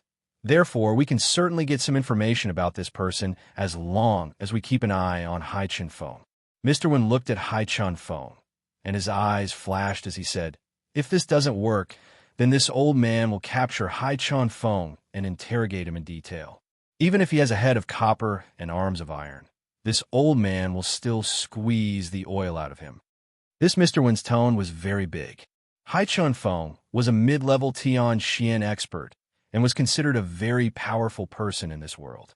But this old man was saying that he would capture him and slowly interrogate him. Hai Chun Feng is the disciple of the Azure Master. The emperor smiled faintly. "We shouldn't provoke the Azure Master. The gains don't make up for the losses."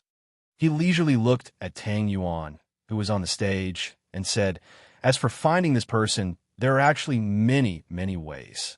Li Yuran handed over 5 million silver taels under the watchful eyes of the crowd. Then, one of her attendants followed the aristocratic hall's people to arrange for the wine. She then sat down in a calm and composed manner. This Li Yuran is a very frightening person. Jun Dashao stared at Li Yuran downstairs and came to a conclusion about him. His intuition told him that this guy was a very big threat. Jun Moxie's instincts as the #1 assassin in his previous life had taught him that he would never allow anyone to pose a threat to him, especially when it came to something that could threaten his life. Jun Moxie's first thought was to destroy it. Jun Wui looked at him with a smile and intentionally or unintentionally said, Li Yuran is the eldest grandson of the Grand Preceptor. He is also the leader of the younger generation of the Li family, the Meng family, and several other small families. He never attends this kind of occasion. Mo.'s presence here is more important than the Grand Preceptor Li Shang's presence. I don't care about his face. It doesn't matter to me whether his face is bigger than his ass or not. In fact, it's meaningless to me. June Mo.'s smiled. What I really care about is how much money he spent on us. Even though he said this, his eyes were flashing. I must put Li Yuran in my line of sight. The hitman June secretly made a decision. The first batch of 50 bottles of wine was unexpectedly sold at a sky-high price of 5 million silver taels. The shopkeeper, Tang Yuan, was very excited and quickly delivered the second batch of 50 bottles. I bid 1 million silver taels for these 50 bottles. I don't know if anyone wants to increase the price. Hai Chun-feng stood up. He was very competent in his role as a supporter. Of course, it was reasonable for him to bid.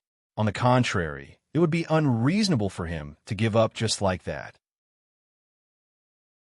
Chapter 252. These people didn't notice the reluctance in Princess Raimu's eyes.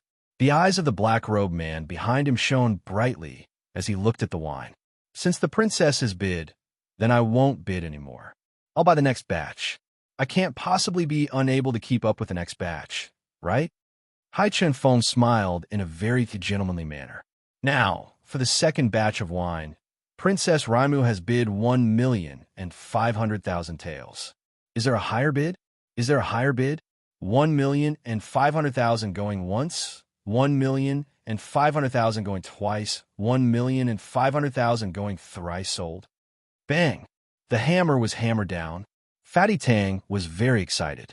He loved the feeling of hammered down to his heart's content. June Moxie was smiling from upstairs. This fatty is really making me speechless. He's actually shouting that Princess Raimu is getting married. Jun Wui spat out a mouthful of tea and coughed twice. Jun Wui had discovered one thing. No matter what it was, as long as it came out of Jun Dashao's mouth, it would have a completely different flavor.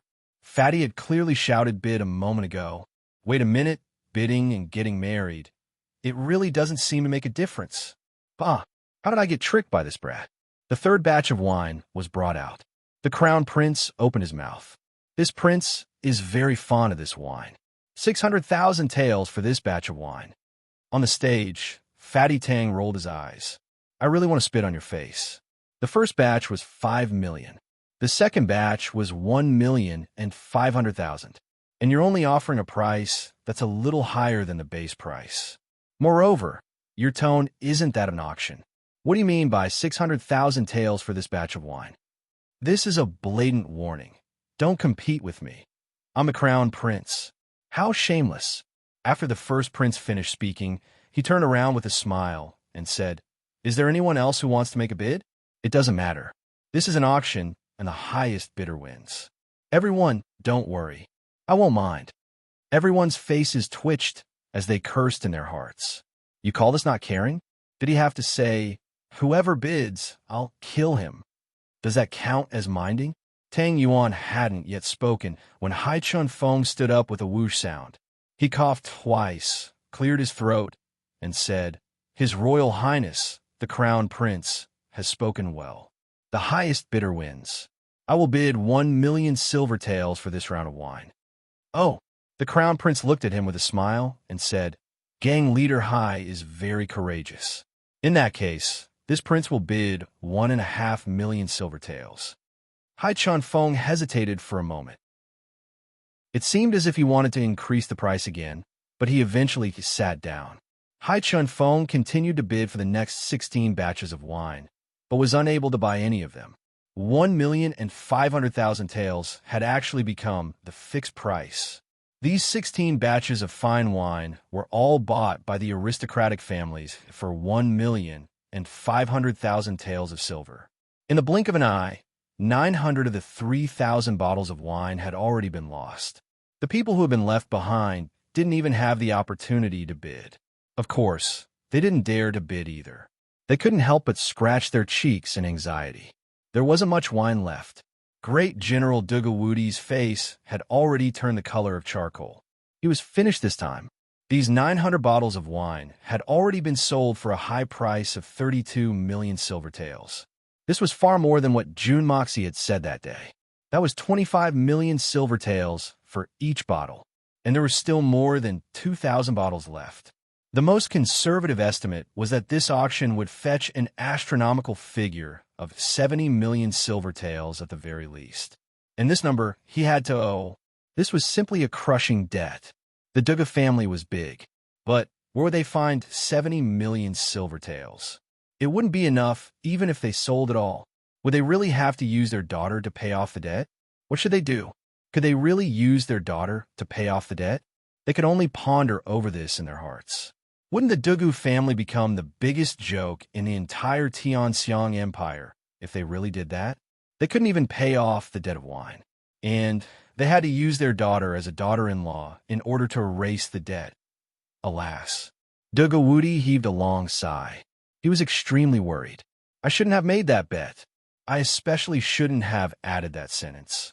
Compensate according to the auction price. I dug a pit for myself and jumped into it.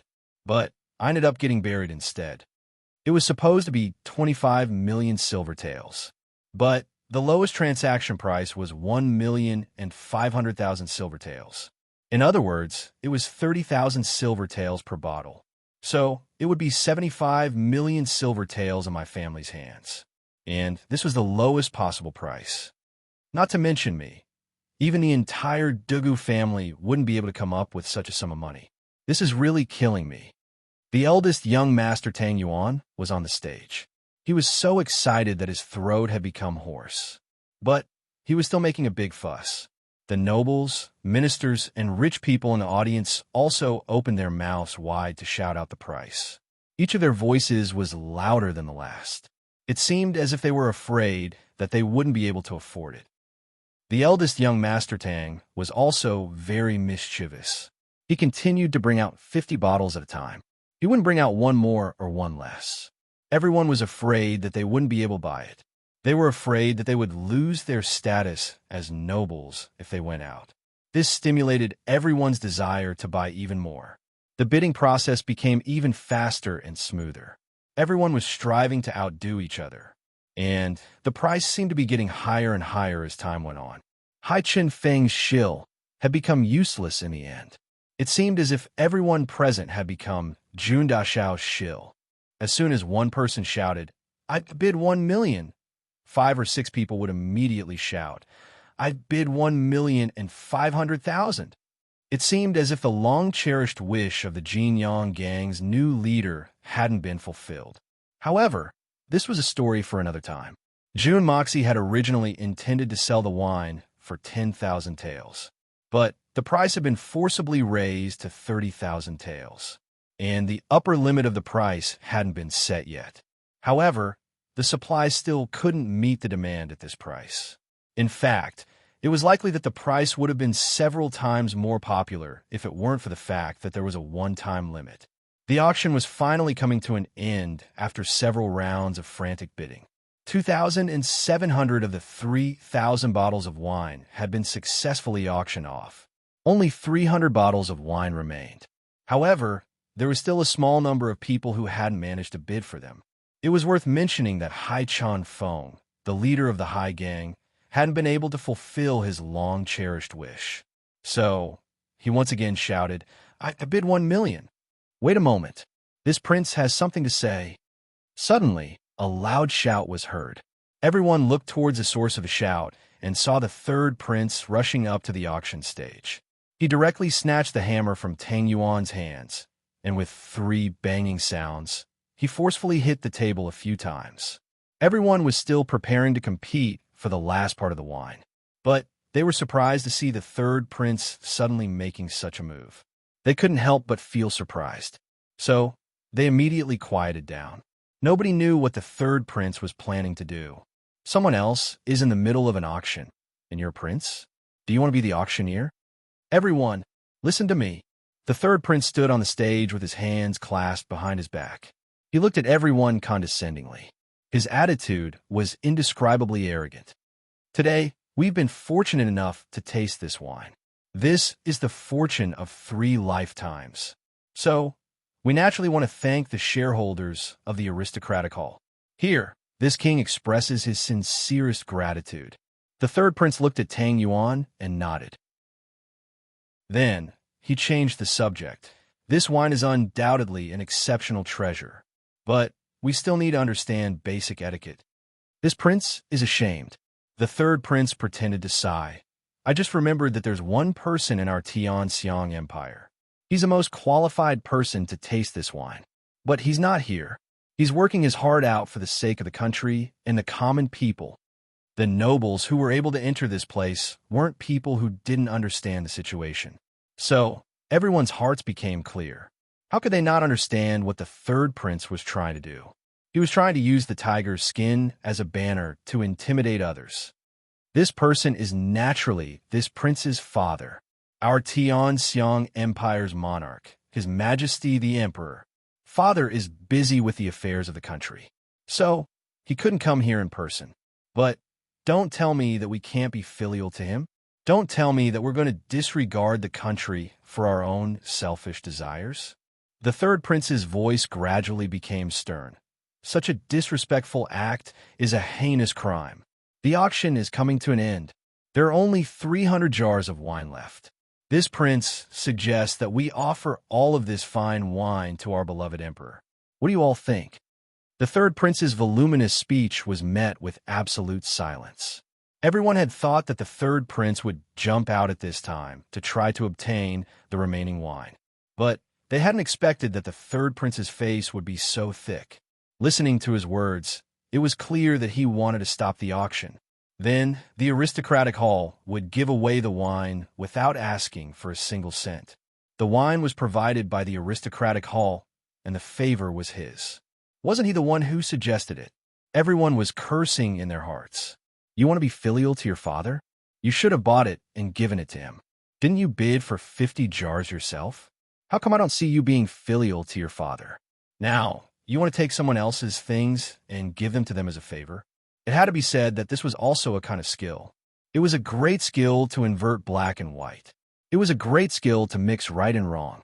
Everyone was dissatisfied in their hearts. But they didn't say anything. Those who didn't manage to buy the wine felt indignant. But these people were considered to be the lowest of the low. They had a lot of money, but they lacked a backer. So, who would dare to offend the emperor's son? Moreover, raising an objection would be tantamount to being accused of disrespect. No one was willing to say anything. Everyone's eyes were focused on Tang Yuan. They wanted to see how the aristocratic hall's head shopkeeper would respond. Head shopkeeper Tang, what do you think? The third prince asked in a deep voice. Strongly recommended Dong Fong's Xuanhuan book, Endless Sword Outfit. Book number 1600-879. There was a direct train on the page to get there. This is another masterpiece of the Xuanhuan God GMO. Everyone who has read the books, Emperor's Heart, and Alien Swordsman will surely remember his name, right? I believe that this book won't disappoint you. Chapter 253. Today's third update. Fourth update. Seeking monthly votes. This Tang's shares in the aristocratic hall are my private savings. They have nothing to do with the Tang family. I have no objection to the third prince's wish to present them to the emperor. However, this Tang cannot afford to make a loss. How about this? Out of these 300 jars, this Tang has 100 jars. If the third prince is interested, you can purchase them at the lowest price in this auction. As for the remaining 200 jars, I have no opinion on how the third prince wishes to dispose of them. The third prince's voice was stern, but Fatty didn't care about him. He was giving the third prince face by not cursing at such a despicable person. In fact, Fatty would have exploded if he hadn't received the young Master Jun's telepathic instructions. Jun Mo Xie had used the secret sound transmission technique to transmit Tang Yuan's words to his ears. Therefore, Fatty Tang had listened and learned each sentence at a time. Therefore, he had spoken very slowly. The third prince thought for a moment. Buy them the lowest price? 100 bottles would cost 3 million taels of silver. I don't have that kind of spare cash.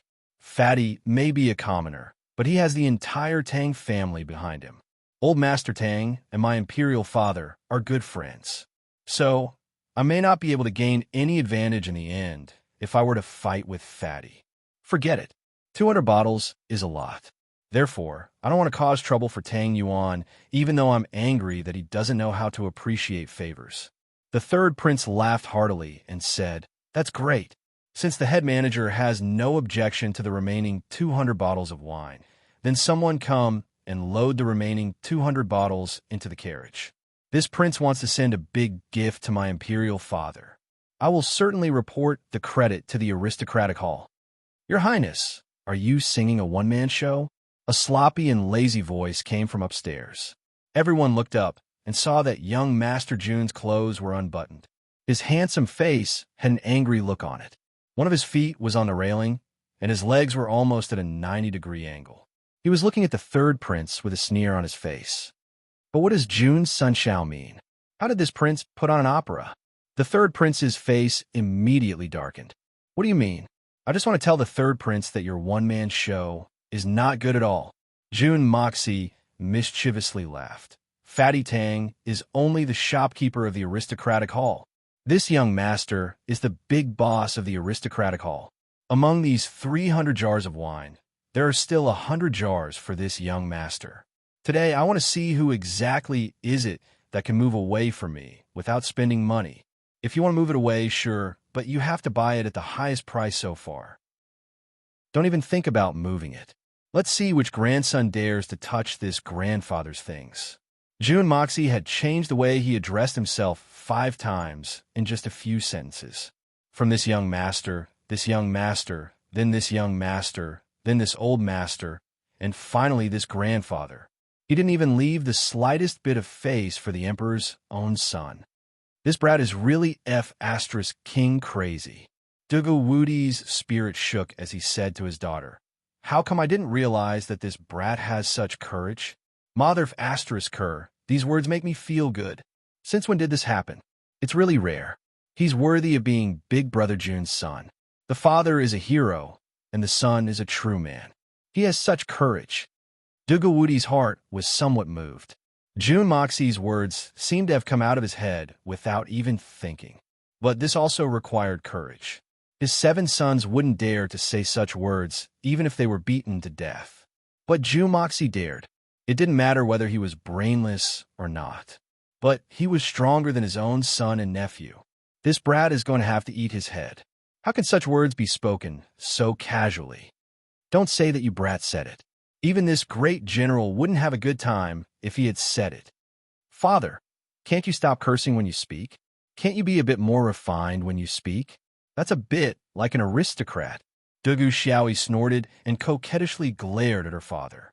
She felt that her father's vulgar words were a bit degrading. Then, she played with her fingers and said shyly, "Father, I love watching Big Brother Mo Xia act like a hoodlum. Look at him, he's so handsome. That temperament is simply too elegant. The legendary magnanimity is probably nothing more than this." What? Great General Dugu Wudi was completely speechless. Is there still justice in this world? My father is already dissatisfied with the curse word. And now, this brat is acting like a hoodlum and acting like a hoodlum. But he's called handsome? What magnanimity? Nothing more than this. What's with this? How can it be related to this? I may not have studied for many days, but I roughly know what that word means. What does it mean? Even pan and song you are in the eyes of the beholder. But it can't be so outrageous. The difference in treatment between people is too big, isn't it? My daughter's elbow is twisting so much that it's almost behind her head. What does June's Sunshao mean? Don't tell me that you're not willing to give even a jug of wine to Imperial Father? Don't tell me that in June Sunshao's eyes, Imperial Father's concern for the country and its people isn't even worthy of a jug of wine from you. Huh. The third prince looked coldly at June Moxie. However, he was below him, and June Dashao was above him. So, even if the third prince's gaze was fierce, he would still have to look up to the hitman. I don't mean anything. I'm doing business here, not a charity. I can't let anyone bully me. Hitman June didn't care about the third prince's ominous glare. He snorted coldly and said, "I'd like to ask the third prince what you mean by this." Fatty Tang said that he didn't want to buy his shares. "So, you don't want to touch them.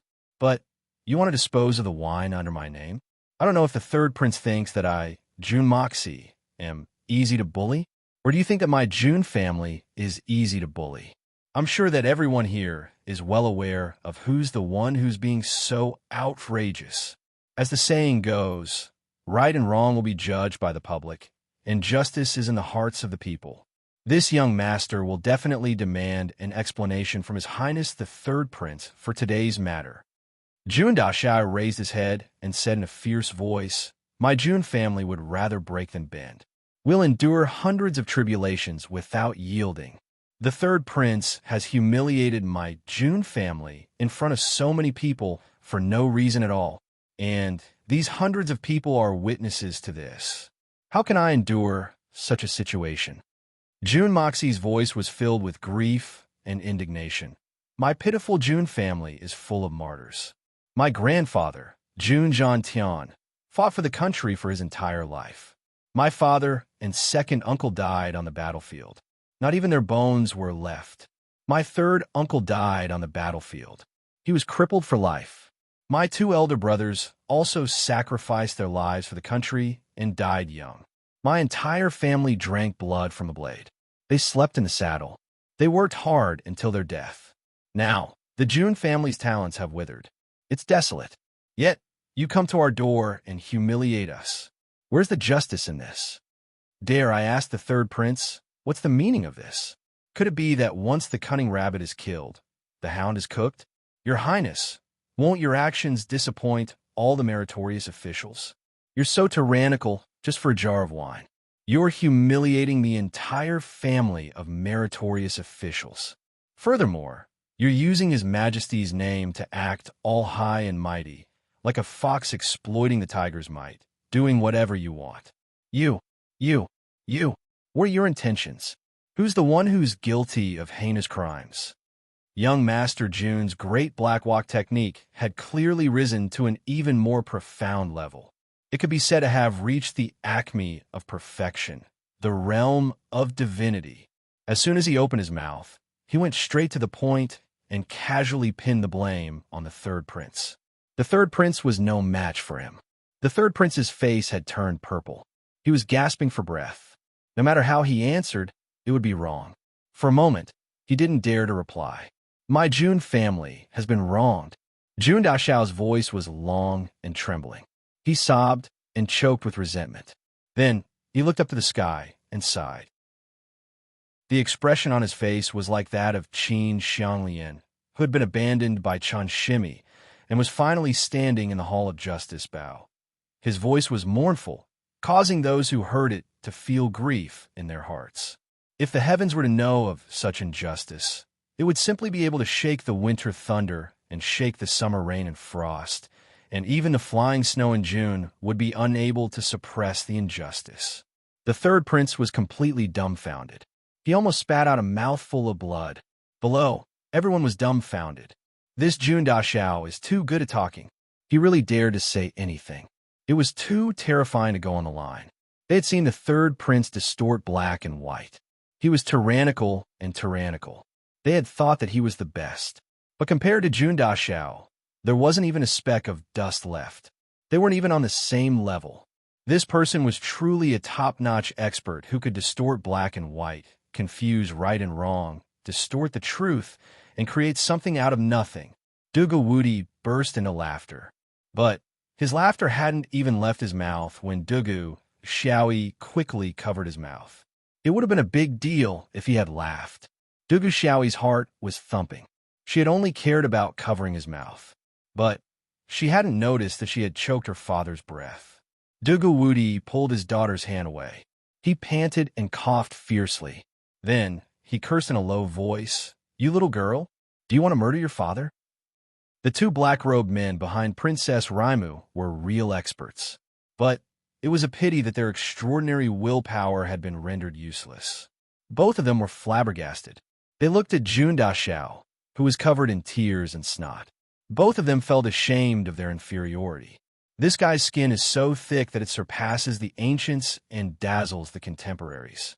I'm no match for him. The third prince panted for a long time. Then, he finally managed to catch his breath. His eyes seemed to be spewing fire. He gritted his teeth and said, "If that's the case, this prince will leave these 100 jars for you. Then, there shouldn't be a problem with the last 100 jars, right? That's none of my business. As for the last 100 jars, you don't need to ask me." Jun Moxie's expression changed instantly. He acted as if this matter had nothing to do with him. "That's the shares of the prince equivalent's son, Yang Mo. What does it have to do with me? Umph. Add fuel to the fire. Bully, Yang Mo. Come out." The third prince was flustered and exasperated. He was anxious to save his face. So he shouted. Everyone shook their heads. He's a prince, but he doesn't have any poise to this extent. It's a disgrace. Well, what do you want? Little Yang Mo trembled as he poked his head out from upstairs. Are you willing to offer the 100 jars of wine under your name to your uncle? The third prince Lang stared at him and asked in an imposing manner. Chapter 254. Yang Mo's eyes flashed with anger. As a prince, you can't even deal with two young masters of aristocratic families, and you only want to bully a child like me to save face? What kind of ability is this? Bah! Although the Prince of Equality was the only prince of the previous generation, his situation was indeed very awkward.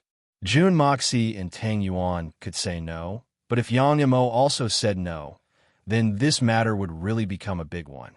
This would become an internal dispute of the royal family. Third, Your Highness, please make the decision. Yang Mo bit his lips and said in a low voice. Below the stage, the black-robed man behind Princess Raimu's eyes flashed with a cold light. He looked at the third prince, and then at the second prince and the eldest prince, who were watching the show from the side. He closed his eyes slightly and suddenly let out a long sigh, feeling only infinite sorrow and loneliness. These are my sons, my 3 sons, my successors whom I have been working hard to cultivate, and the future monarch of the Tianxiang Empire. I have always wanted them to understand that the throne must be fought for, and sacrifices must be made. There will naturally be winners, and there will be losers. But in any case, the meat will rot in the pot, and no matter how tragic you are, the result will be decided by the 3 of you brothers. One will be the emperor, and the other 2 will support him. Therefore, I have never given any opinion on your fight, but it is only limited to the 3 of you, and must not involve other things. At the very least, you must unite against outsiders, because you are all brothers born from the same mother. Blood is thicker than water. But now, the third prince had used his status as a prince to bully a member of the imperial family. That member of the imperial family was their little brother, and had made a fool of himself in front of everyone. But the eldest and the second prince had ignored him, and were just watching from the side. Earlier, when the second prince had made a fool of himself at the door, the eldest and the third prince had also been watching from the side. The eldest brother had disregarded his status during the auction of the wine, and had competed with Hai Chun Feng, the leader of an underground gang.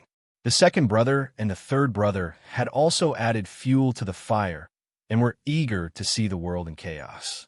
Now that third brother had jumped out to do such a shameless thing. Not only did eldest brother and third brother have to watch coldly from the sidelines, but the advisors beside them also seemed to be thinking about how to use this matter to attack third brother. Did brothers really have to be like this? His Majesty the Emperor was sure that by tonight, at the latest, the first prince and the second prince's impeachment of the third prince would be placed on his desk. As for the content inside, he didn't even need to look at it to know. Back then, why? Didn't I treat royal brother Huai Nong peacefully and respectfully until now? Why can't you 3 beasts follow his example? Where's royal brother Huai Nong? Then wouldn't little Yang Mo be exactly like Huai Nong's younger brother back in the day? The image of little Yang Mo, full of grievances, but with no way to complain, flashed across the emperor's mind.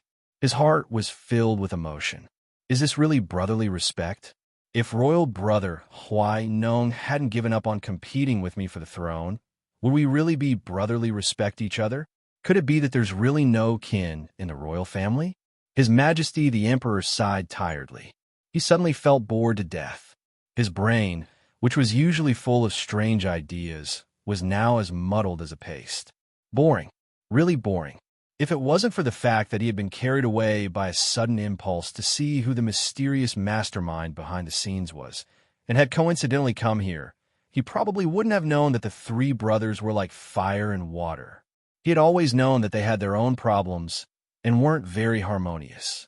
But when the three of them were in front of him, they had always behaved in a brotherly manner. The eldest was steady, the second quick-witted, and the third was simple and honest. He had always thought that they were just like Siet Jiabao trees, occasionally having yellow leaves. Handsome horses, small flaws are unavoidable. But now he knew that everything he had seen was almost all an illusion. How could it be yellow leaves? How could it be small flaws? Although he had been prepared in his heart, he hadn't expected it to be fake to this extent. For the sake of some benefits and disputes, they could actually go to such an extent towards outsiders. They were even more unscrupulous. In public, he didn't even hesitate to use his own name to ask for something from others.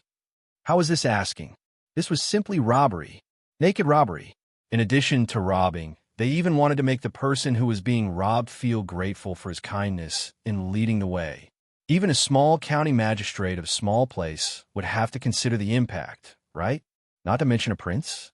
They were actually so unbearable. Could it be that he had failed in his teaching? His Majesty's complexion had turned pale. His fingers were slightly trembling. It was obvious that he was unable to restrain his anger. Mr. Wen stealthily extended his hand and steadied him. I'm very disappointed.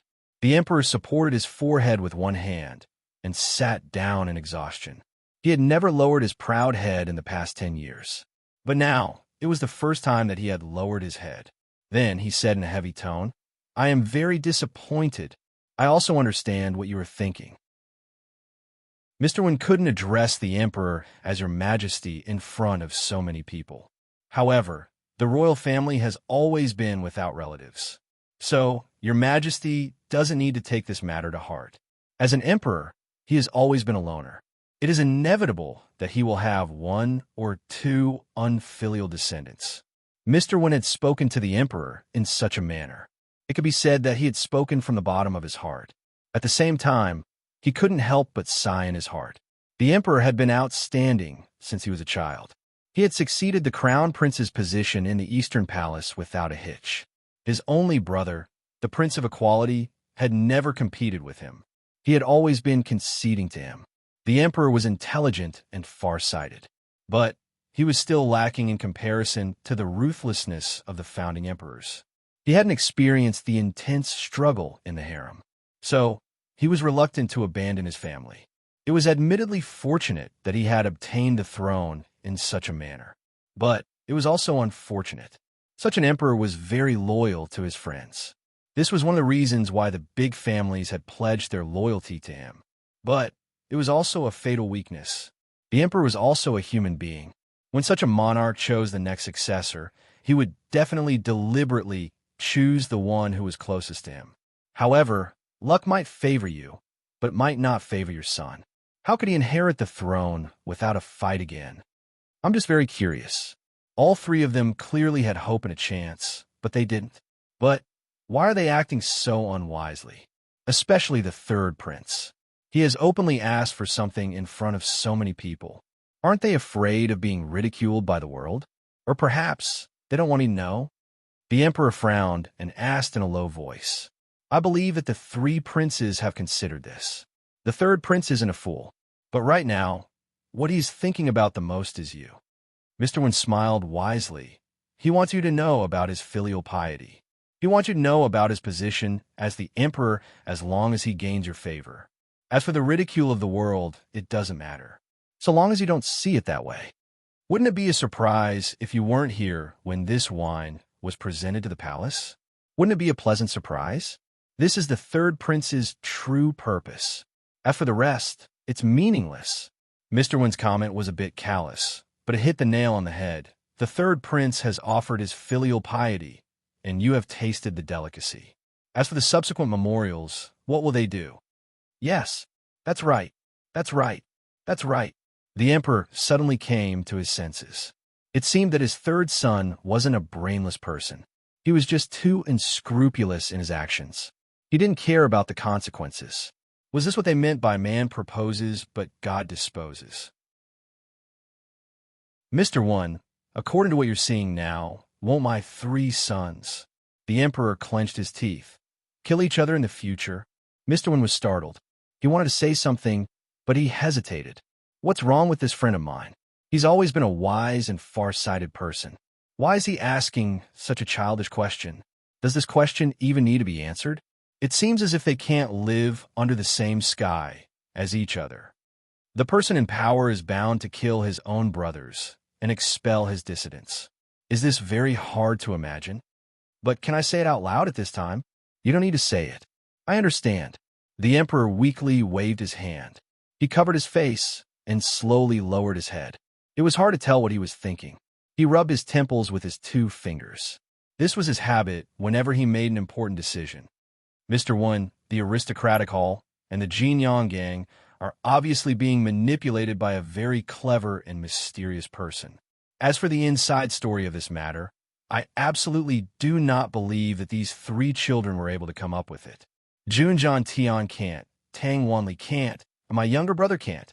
The purpose of today's trip is to find this person. This person has wiped out all the rich families in the capital in one fell swoop. Those who haven't been wiped out are bound to become enemies because of today's meeting. Moreover, he has created an opportunity for the 3 princes to get in touch with the rich families. His Majesty suddenly raised his head. A cold light flashed in his eyes. If I'm not mistaken, the 3 princes' advisors and bodyguards are in close contact with the rich families. They are arranging a meeting date for their masters. This is a commonly used and necessary method. It doesn't matter what this person's intentions are. However, he has used a few thousand jars of wine to completely disrupt the current situation. This person cannot be underestimated.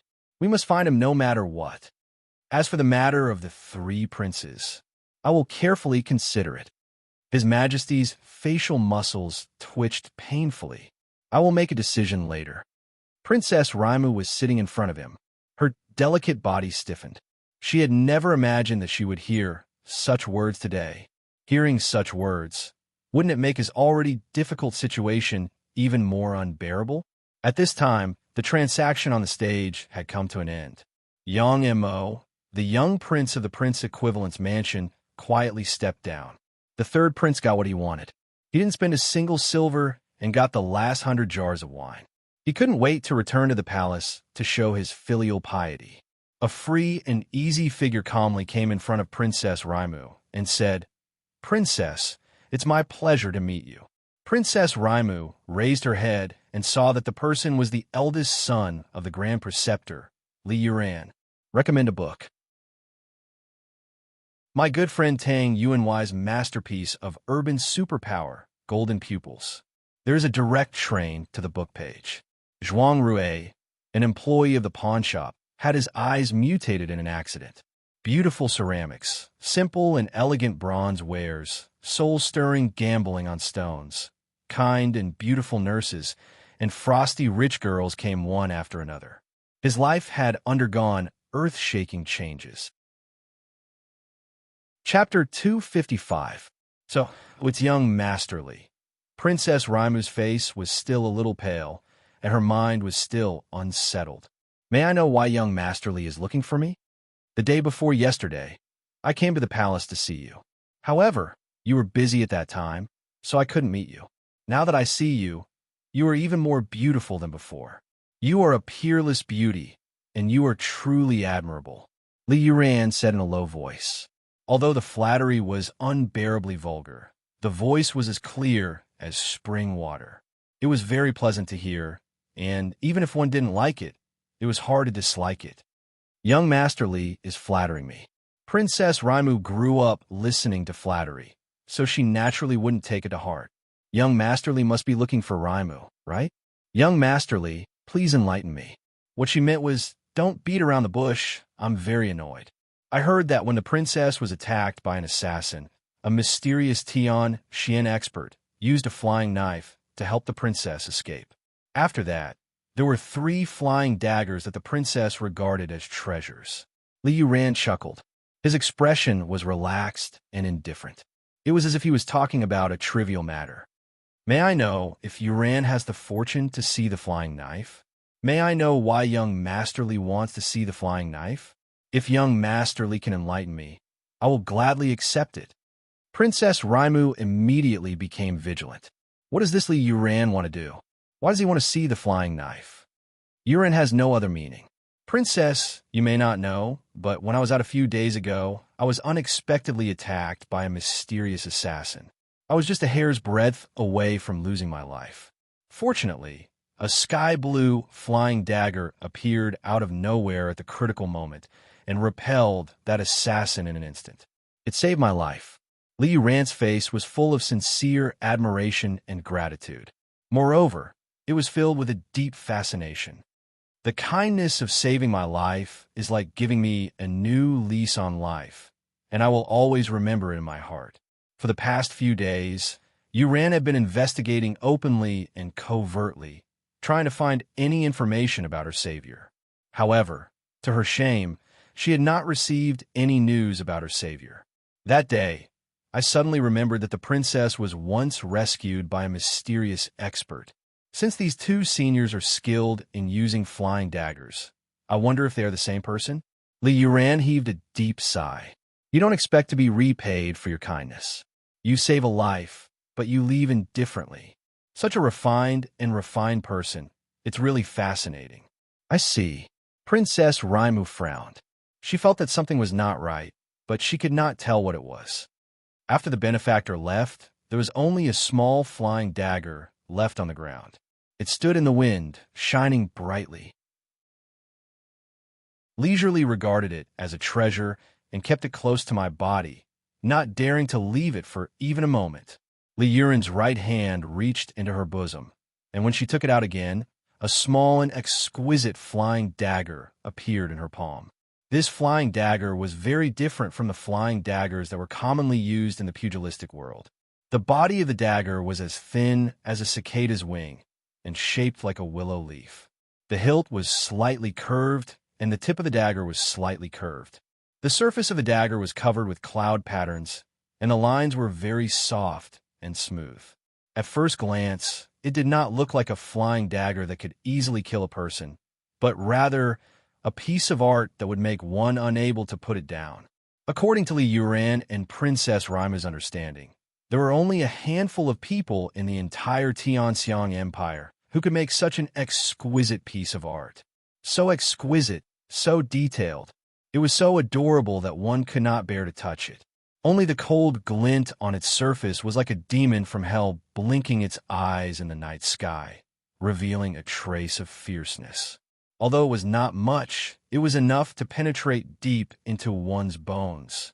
Only then did people realize that this small flying dagger that would make one feel tender and tender was actually an unparalleled weapon that could easily kill and take away a person's life. If you look at the shape of the dagger, the 2 are almost exactly the same. Princess Raimu let out a long sigh of relief and smiled. However, although the style is indeed very similar, the forging materials and craftsmanship used for the 2 daggers are very different. The 2 are very different, I can confirm that. Ever since Li Yuran took out the flying dagger, her eyes had not left Princess Raimu's pretty face. At this moment, she finally looked away as if nothing had happened, and said with a smile, "Is it just that the style is very similar? I wonder what is the difference between the few flying daggers that the princess has and this one? If we were to really compare, which one is better?" The flying dagger that Mr. Li obtained is cold to the touch, and the coldness can penetrate into one's bones. The quality is unique, and the sharpness is unparalleled. Whether it is the quality, flexibility, or sharpness of the flying dagger, is more than 10 times stronger than the 3 daggers that I have.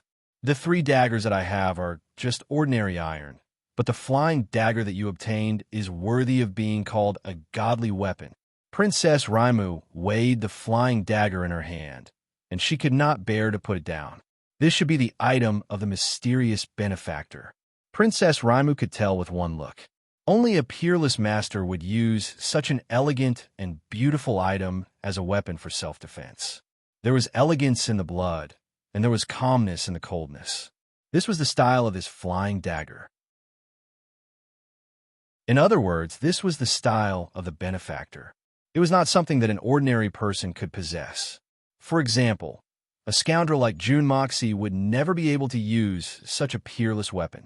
From the time when Jun Moxie was assassinated until now, Princess Raimu had imagined countless times how handsome and elegant a person who could use such an elegant flying dagger must be. How calm and unruffled must he be? Perhaps that was the demeanor of a real man.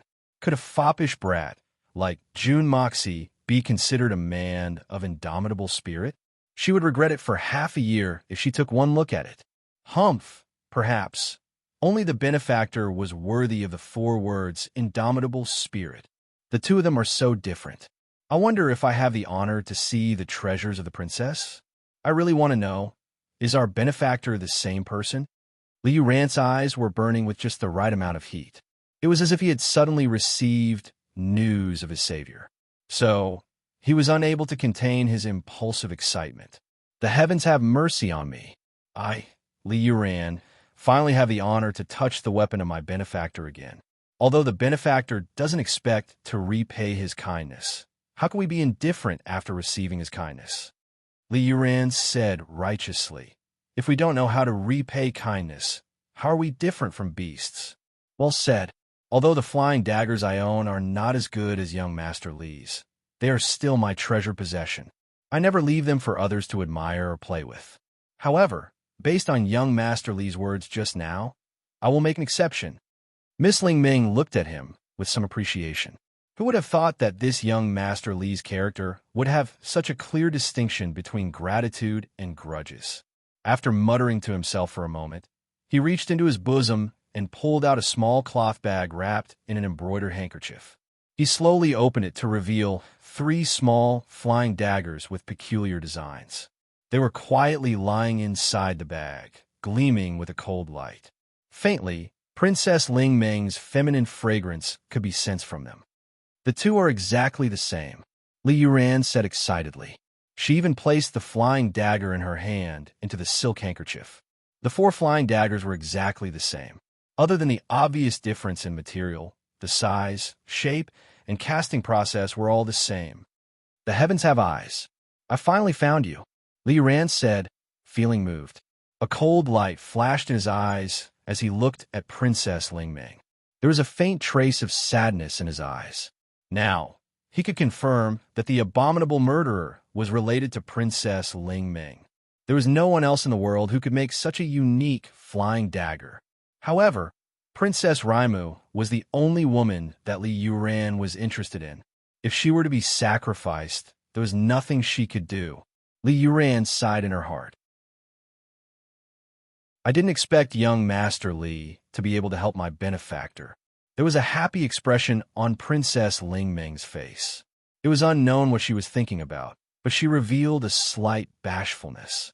Her snow-white face was brimming with a faint blush, adding an infinite amount of radiance to the already beautiful Princess Ling Ming. Please take care of yourself, Princess. Although Li Yuran was a calm person, he was still awed by Princess Raimu's peerless beauty. He stared blankly for a moment. Then, he came back to his senses and looked at the princess. There was a faint trace of regret in his eyes, but it was replaced by coldness in an instant. I'll take my leave now. I'll pay a visit to the princess when I have time. Li Yuran bowed in a natural and unrestrained manner. Then, she turned around and left. As for the flying dagger, he didn't take it back. It was left inside the embroidered handkerchief in Princess Raimu's hand. The murderer had been identified, so it was useless for him to keep the flying dagger. Moreover, it was so small. So, what if it was a divine weapon? Princess Raimu was puzzled as she watched Li Yuran leave. Young master, Li had been talking about how he cherished the divine weapon of his benefactor. He had been grateful for his benefactor's saving grace. Why did he suddenly throw it away? This seemed, Mr. Wen whispered from behind him. The eldest young master of the Grand Preceptor's mansion had been very unstable when he was talking. It was very strange. It could be said that he was very contradictory. The princess didn't have any murderous aura. He didn't reveal the slightest bit of malice either. But this old man felt that he was very conflicted in his heart. It seemed as if he felt that it was a pity. And this feeling was directed at the princess. If he didn't have malice in his heart, then he must know something that we don't. Your Majesty, we must guard against him for the sake of the princess's safety. The emperor narrowed his eyes and said in a low voice, but I also wish to see who this mysterious expert is. He saw that Mr. Wen's expression was somewhat uneasy. Then he smiled and said, don't forget that Ling has a bodyguard who never leaves her side. That bodyguard is Tian Xian's expert. So, there's no need to worry about her safety. Yi Gahan? Perhaps things would have been better if he hadn't shown up before, or if he hadn't protected the princess so frequently. Mr. Wen shook his head in disapproval. Who would want to make a move against the princess after the assassination attempt? If they didn't consider the factor of Yi Gahan, then wouldn't they be an idiot? Chapter 256. It doesn't matter. His Majesty's eyes were unfathomable as he smiled coldly. Ling is my daughter. How can I let anything happen to her? Who in the entire Tianxiang Empire would dare to touch her? I will annihilate his entire family. If anyone isn't afraid, then go ahead and try. Mr. Wen sighed. There is someone who isn't afraid. I haven't seen him annihilate his entire family. Even if you annihilate his entire family, will you be able to save your daughter if she dies? It seems that His Majesty has steeled his heart to walk this path. After the third prince's interference, the auction ended early. Other than Yang Mo and a few other people, everyone was happy. At this moment, people gradually began to leave the venue. Jun Dashao was standing on the second floor. He had seen General Dugawudi and his son run away, as if they were being followed by a ghost. He had almost laughed out loud. However, Duga Xiaoi hadn't left yet. She was walking upstairs. Tell Tang Yuan and Song Shang to come to me as soon as you're done. I have other arrangements to make. Jun Moxie's face was somewhat heavy. It was only an auction. But how could he reveal Jun Moxie's secret intentions? How could it be a trivial matter? A small butterfly fan could change the course of events.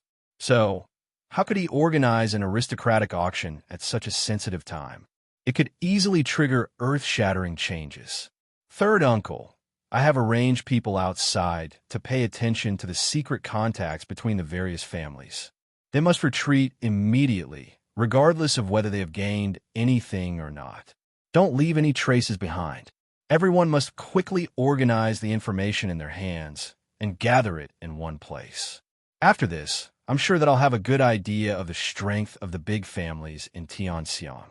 This is especially true for the strength of the vassal families in Tianxiang. Third uncle, you must make proper arrangement for this matter. You must not be careless. I understand. I will be careful. Jun Wui's face was somewhat serious as he nodded deeply. Only the third uncle, Tang Yuan, Song Shang, and the prince know that I'm the one who arranged this. Third uncle, Tang Yuan, and Song Shang should be fine after I remind them. As for the solitary falcon, he might be able to vaguely guess something, but it doesn't matter. Jun Mo Xie pondered in his heart, but didn't say anything. Instead, he raised his head to look at Yang Mo, who was gnashing his teeth in anger. Suddenly, an idea came to his mind. Yang Mo, I'll write a few words for your father when you return. You mustn't let anyone else see it. Yang Mo replied in a muffled voice. Yes, there is also Hai Chinfeng. Although he is a Tian Xian expert, Jun Moxie did not have the time to pay attention to Yang Mo's sadness. He continued to think about the loopholes in this operation. Prepare for a rainy day, and you will be invincible. Although there were many people present, Jun Moxie felt that there was a pair of deep eyes looking for him everywhere. The sudden appearance of the two black-robed men behind Princess Raimu made June Moxie feel a great sense of crisis. As the auction came to an end, the guests began to leave. The three princes left one after another, especially the third prince, who could not wait to present his filial piety to his imperial father. Only Princess Ling Ming remained seated on her chair, motionless. Ling Ming had long known that her three brothers were fighting for the throne and that they were as incompatible as fire and water. She also knew of her father's intentions. But to hear such a blatant discussion today, she could not accept it. These people were his father, his brothers and sisters. They were all his own flesh and blood. These people were her closest people. But why? Princess Raimu suddenly felt very lonely and helpless. She wanted to look for her close sisters like Dugu Xiaoyi to talk to. She also wanted to find a broad shoulder to lean on. But where could she find such a person? Princess Raimu's beautiful eyes had always been bright, but they were somewhat empty at this moment.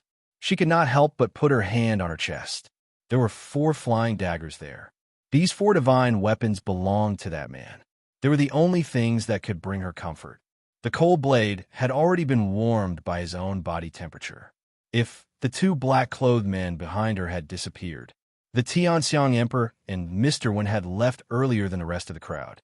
So, how could the princess interfere with their comings and goings? The princess's maid saw that the princess had not come out for a long time. So, she finally came in and stood beside her. Then, she accompanied her as the crowd gradually dispersed. The hall gradually became empty. In fact, it was unusually spacious. Bursts of enchanting floral fragrance slowly filled the air. It gradually replaced the intoxicating aroma of the wine. It also drove away the different smells left behind by the crowd. And the hall slowly became elegant once again. Rays of light shone in from all directions. The hall was bright and dark. The mournful melody of the flute continued to echo from upstairs. It seemed as if it was telling of the loneliness of a generation and the sorrow of 1,000 years. Ling Ming sat quietly as she listened to the ethereal music. Her figure appeared even more frail and lonely. Junimo Xie had just arranged for Yang Mo to be sent away. This little heir had experienced too many things today, and the blow he had suffered was also quite big. It was supposed to be a fun thing. He had come excitedly, but he had to go back with a broken body and mind. For a 10-year-old child, this was undoubtedly a cruel thing. However, Junimo Xie didn't try to console him, nor did he try to make him happy. A precious sword's edge is sharpened, and the plum blossom's fragrance comes from the bitter cold. How can the intoxicating fragrance of flowers and the peerless edge come without tempering? A child's growth will always depend on his own efforts. I've already planted an indelible seed in his tender heart today, and I've also suffered such a blow and humiliation. So I'm sure he'll grow up. Whatever he does in the future, the experience he's going to endure now will be the most valuable wealth in the future. Only after experiencing enough will he grow into an indomitable man. There is no such thing as depraved feelings in this world. Only after being wantonly played with and abandoned by others will one begin to play with life.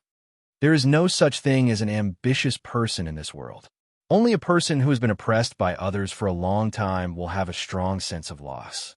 Then they will come up with the idea of trampling the whole world under their feet. Everything has a cause, and a cause has an effect. One person can never replace another person to bear their pain. Hitman June won't do such a thing. Appreciation is one thing, but helping is another. If you can't even take the blow yourself, then I won't help you. Death is death. Death is death. There's no pity in death for those who can't help me. Even if that person was a good person, there's no exception. After all, there are too many good people who die in a single day in this world. Jun Daxiao thought, I can't help. I'm not the savior of the world. Even if I were, I wouldn't be able to help. Tang Yuan's face was full of excitement. His chubby face was flushed with excitement. He opened his mouth and shouted, Huge profits. Real huge profits. Wahahaha. I, Tang Yuan, have made money today. I didn't expect that I, Tang Yuan, would have such a day. I can hold my head high." Then he suddenly jumped up and roared at June Moxie. 90 million taels. A whole 90 million taels? Ah, ah, ah, ah, ah. It seemed that Fatty was in a hysterical berserk state. Normally, Fatty wouldn't have dared to treat June Dashao like this. It was all because of money. Money, the original sin. Song Shang's face was gloomy as he followed behind him. There wasn't even the slightest bit of joy on his face. In Song Shang's mind, selling this heavenly wine to these so-called nobles was simply a waste of food. Master's wine was a rare treasure in this world. How could it be measured by mere money? Using money to measure, it was simply a form of blasphemy. However, he didn't dare to disobey Master June's orders. Dugu Xiaoyi followed behind, jumping up and down with a face full of joy.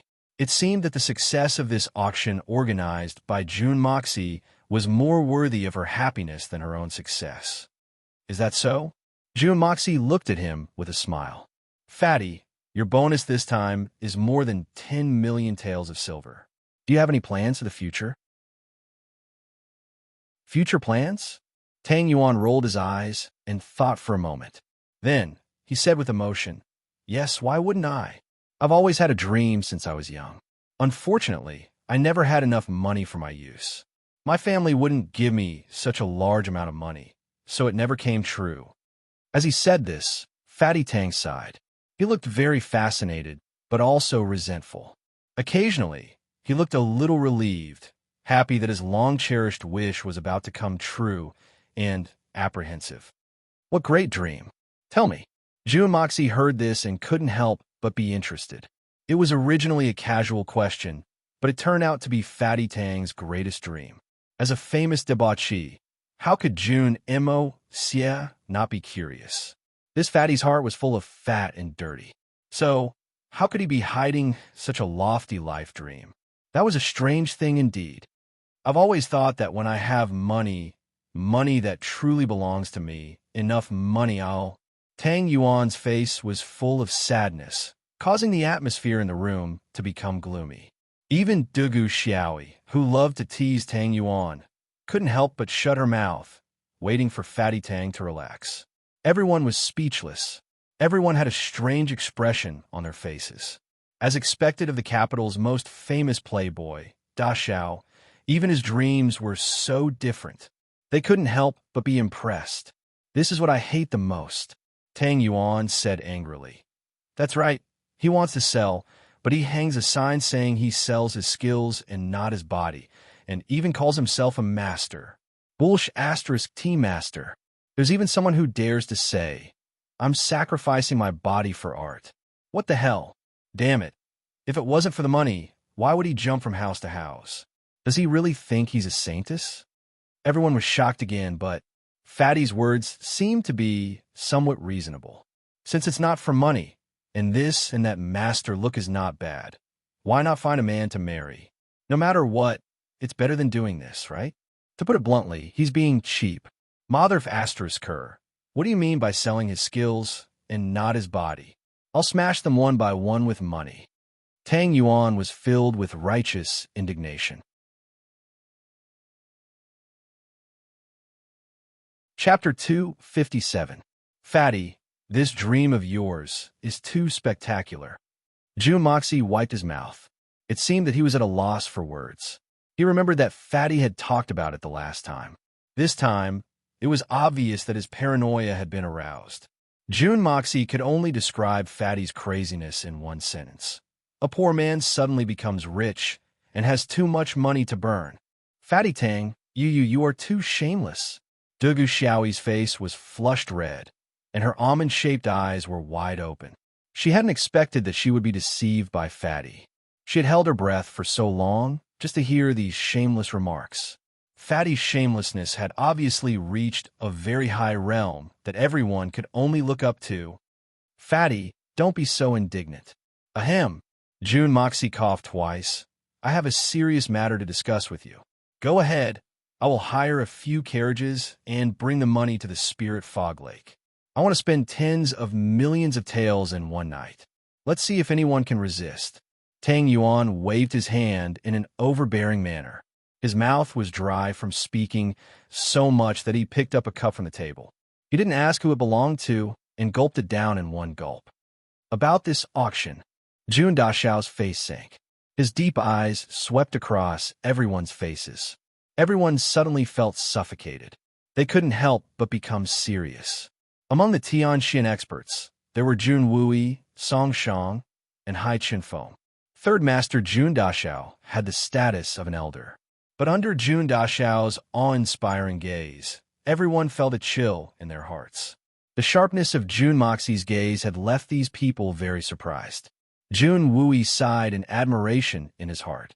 Perhaps this was the unique temperament of a person in a superior position. There was no need to deliberately show it, and it would naturally give others a feeling of being superior and infinitely intimidating. Even a great general like him, who had led thousands of troops and fought bloody battles for his entire life, could not help but feel this kind of pressure from the bottom of his heart, let alone others. The auction this time was your idea. Tang Yuan, do you understand? Jun Moxie looked at Tang Yuan with a pair of sharp eyes and said word by word, "Was this auction my idea?" Tang Yuan scratched his head, a look of bewilderment on his face. Not only was she confused by the meaning behind Jun Dashao's words, but she was also confused by the word Tang Yuan. It was rare for Jun Dashao to call Fatty by his real name. The two of them could be said to have a deep friendship. Usually, they would address each other as you and me, or third young master, or Fatty. It was extremely rare for Jun Dashao to call him by his real name. That's right. This auction was all your idea. No matter who asks, it was your idea.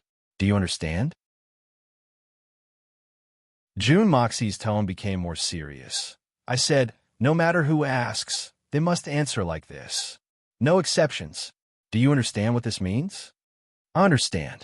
Even if you ask in the future, it was my idea, Fatty Tang said with some self-satisfaction. I didn't think that my brain would be so good. Bah, my brain is always good. I also thought of this idea. No, it was my idea. Who would dare to doubt it? Who would dare to doubt it? If you doubt me, I will not live under the same sky with you. Who dares to doubt my brain? Do you want to die? Yes. As for your original intention, it was to make money. The reason why this place is called Aristocratic Hall is because only aristocrats have money. The reason why some people were invited and some didn't was to stimulate consumption. In short, everything was arranged for the sake of money. Do you understand? Jun Moxie glared at him. It doesn't matter how much you don't understand now. But you will understand everything later. From now on, from this moment onwards, the idea of establishing the Aristocratic Hall was your idea. You will think about it now. Why do you want to do this? Why do you want to do that? Why do you want to? In short, if you can't think of a reasonable explanation, then forget about going to the Spirit Fog Lake. Don't even think about taking a step out of the Aristocratic Hall. Jun Moxie was extremely unreasonable. He spoke in a tough and overbearing manner. Brother, take the blame for me this time. What reasonable explanation is needed for this? I'm a genius. Such a simple little plot can be figured out as long as you use your brain. Is there a need to make such a fuss? Wahaha! Tang Yuan burst into laughter. He seemed to be very indifferent as he casually explained. The fat on his body was jiggling in a disorderly manner. He didn't seem to care about this at all. Only his slender eyes looked at Jun Moxie. They betrayed him because they contained an indescribable sense of worry. Tang Yuan wasn't a fool. On the contrary, he was very smart. In fact, the young Master Jun wouldn't have looked for him as a partner if he didn't have a brain. Fatty clearly knew that Jun Moxie had encountered something since he had said this. Or perhaps he had thought of something. And the Jun family situation didn't allow Jun Moxie to be so outstanding. Therefore, he had no choice but to take the blame this time. As for whether or not he could afford to take the blame, and whether or not people would believe him, it wasn't important. After all, Fatty was the ideal candidate to take the blame at this stage. He believed that all the questions would be left unanswered in the end. And the most important point was that Jun Moxie's idea would certainly make people suspect Jun Moxie. But no one would be able to confirm it. These were two completely different things. Fatty had long since regarded the third young Master June as his own blood brother. In fact, the Tang family's Fatty's generation didn't have many children, but there were still quite a few of them. In fact, he even had a few blood brothers. However, Fatty had always regarded this fair-weather friend of his as his closest blood brother. It was precisely because of this that Fatty had chosen to help the hitman June without any hesitation. He didn't care about the reward, and he didn't care about the consequences. On the other side, Dugu Xiaoyi's face suddenly turned pale. Although the little girl was naive, she was also an exceptionally intelligent person. Obviously, she had also thought of something.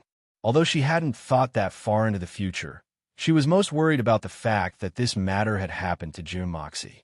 As long as the scoundrel June was involved, no matter what, Dugu Xiaoyi wouldn't take it lightly, even if it was the most trivial matter. Seeing the worry in Tang Yuan's eyes and the worry on Dugu Xiaoyi's face, June Moxie couldn't help but feel inexplicably comforted. He pretended to smile indifferently and said, "It's all right. If you don't believe me, you can look at the third uncle. The third uncle has the appearance of a strategist, and he isn't worried at all. Isn't that enough to explain everything? The third uncle is most worried about me. Even if you don't believe me, can't you believe in my third uncle?" Dugu Xiaoyi turned her eyes to look and saw Jun Wui smiling faintly. He was sitting there and didn't seem to be worried about this matter. Seeing the little girl look over, Jun Wui smiled and said, "Don't worry, just do your best.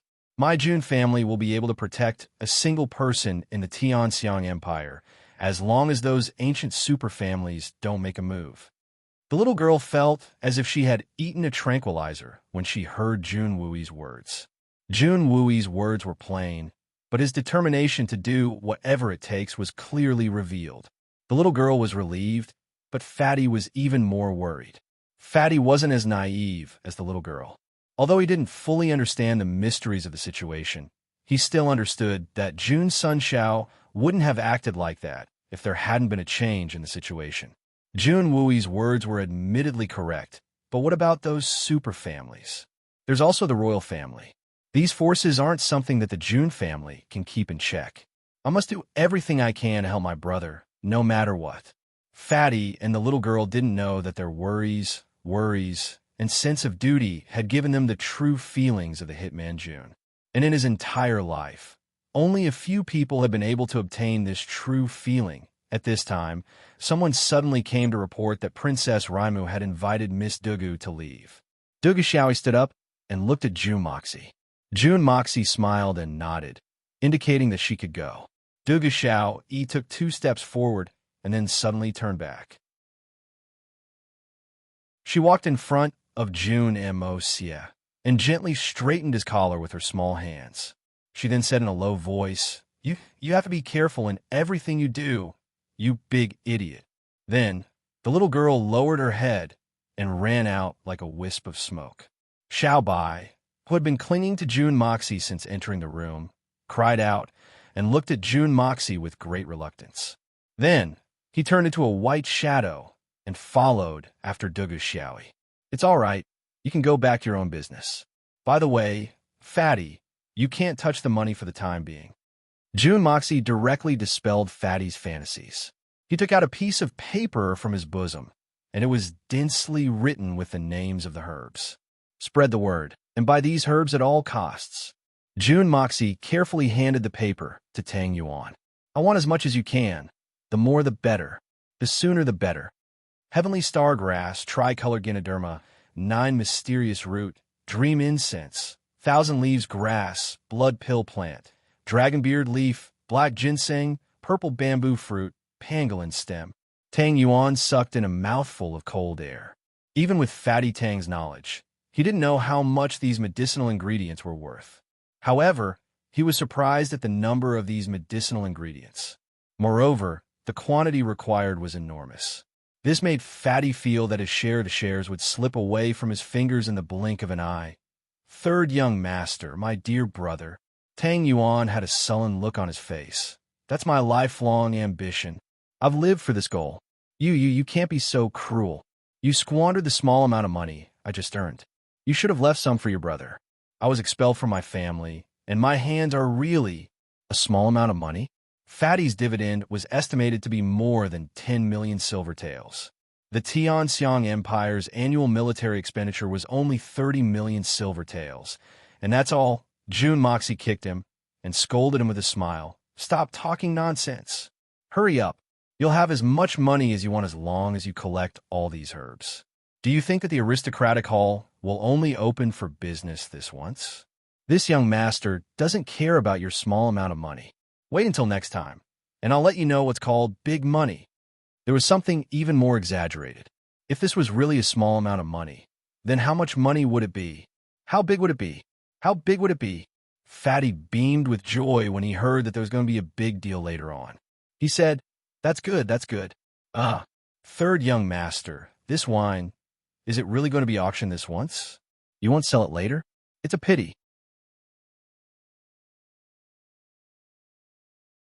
Chapter 258. That's right. Master's words are very reasonable. They don't deserve it. Song Shang was listening on the side. He felt very happy. So, he came closer and licked his lips. Master, when will you teach me how to brew wine? Anytime. But Song Shang, I must warn you. From now on, other than our own people, no one else will be able to drink the wine we brewed. That's because our wine will be more delicious than today's wine. Do you understand? June Moxie smiled evilly. Your disciple understands. How can these ordinary people drink the wine that we, master and disciple, brew? How can our sect's immortal wine be tasted by those ordinary people? This is probably the main reason why our immortal wine has never been spread in the world of mortals. How can an immortal wine that transcends the mortal world be tainted by the common people? Song Shang's tone was very disdainful. It was obvious that he was trembling along with this unscrupulous master. On the contrary, Jun Dashao was a bit dazed. What is this I talking about? How come I'm confused by him? Well, you may withdraw first. The matter of purchasing herbs will begin immediately. Jun Moxie waved his hand. Jun Wui frowned after the two of them had withdrawn. He then said, Mo Xie, this operation seems to have caused too much of a commotion. I'm afraid. I believe it won't be a problem. Jun Moxie chuckled and said, Third uncle, you had said that you would return to your residence after seeing Dugawudi, but you're still here. So, something interesting must have happened, right? You little devil, nothing can be hidden from you. Jun Wui smiled helplessly and said, There's news from Jiangnan. Oh, a light flashed in Jun Moxie's eyes. The Zhao Trading Company has successfully completed the production of the Xian Beast Tendon Crossbow. It will be shipped to the capital soon. Jun Wui's voice was very heavy as he said slowly. At the same time, there have been many experts who have disappeared recently. They seem to be ready to make a move. It seems that the second prince is going to make a big move this time. Yes, that's not hard to guess. The bigger they make a ruckus, the better it is for us to hide behind the scenes and reap the benefits. Especially this batch of crossbows, we are determined to get them. The Zhao Merchant Guild sending it to the capital is tantamount to giving us a gift. Jun Moxie narrowed his eyes. Don't let your guard down. Be careful. Recently, the situation was getting more and more tense. He believed that the second prince would not act carelessly. Aside from elite personnel, there will also be experts hired by the second prince to escort him along the way. There will also be people from the number 1 guild in Jiangnan who will be responsible for escorting him. Furthermore, it is highly likely that the Bloodsword Hall will also send people to escort him in secret. Jun Wui frowned deeply.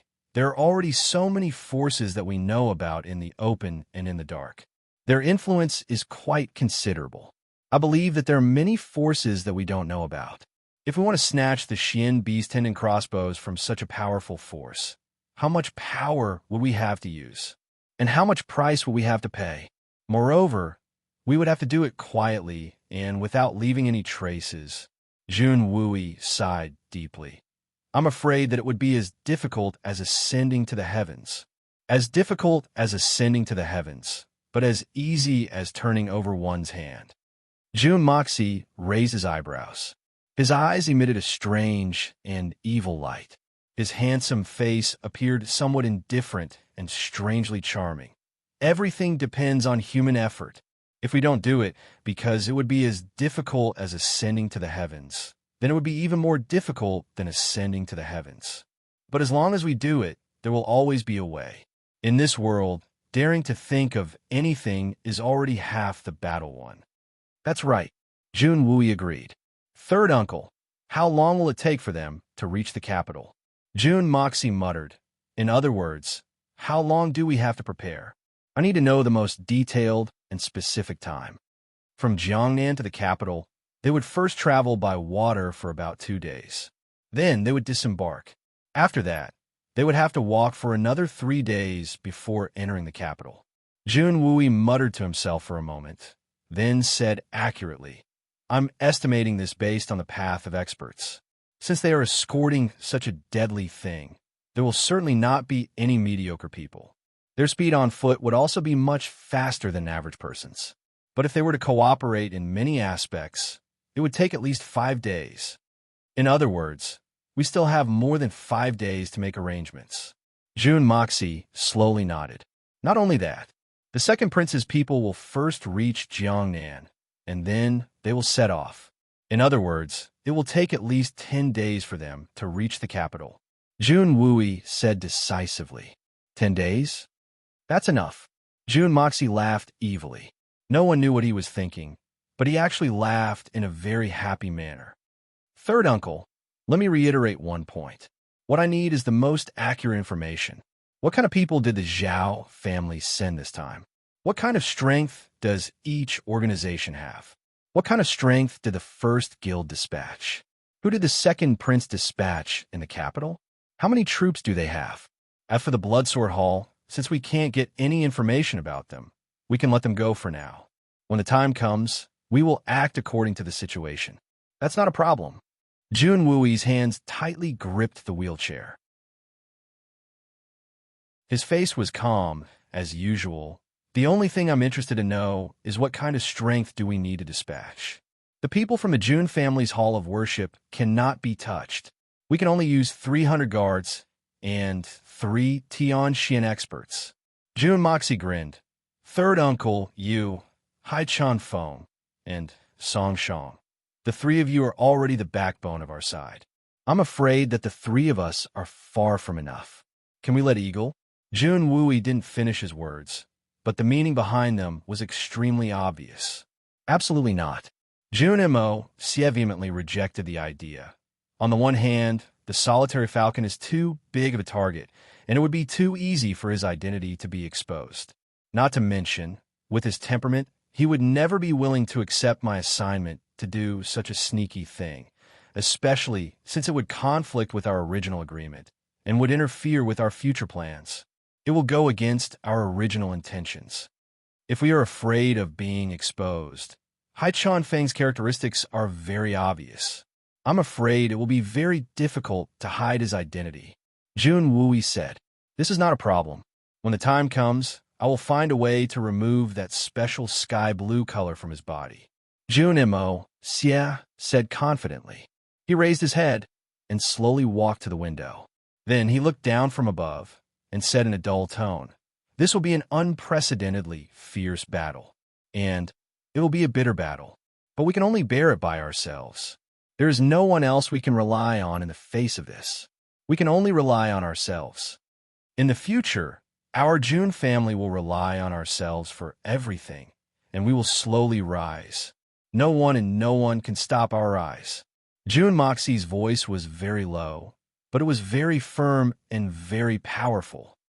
Princess Raimu held Dugu Xiaoyi's arm and slowly walked out.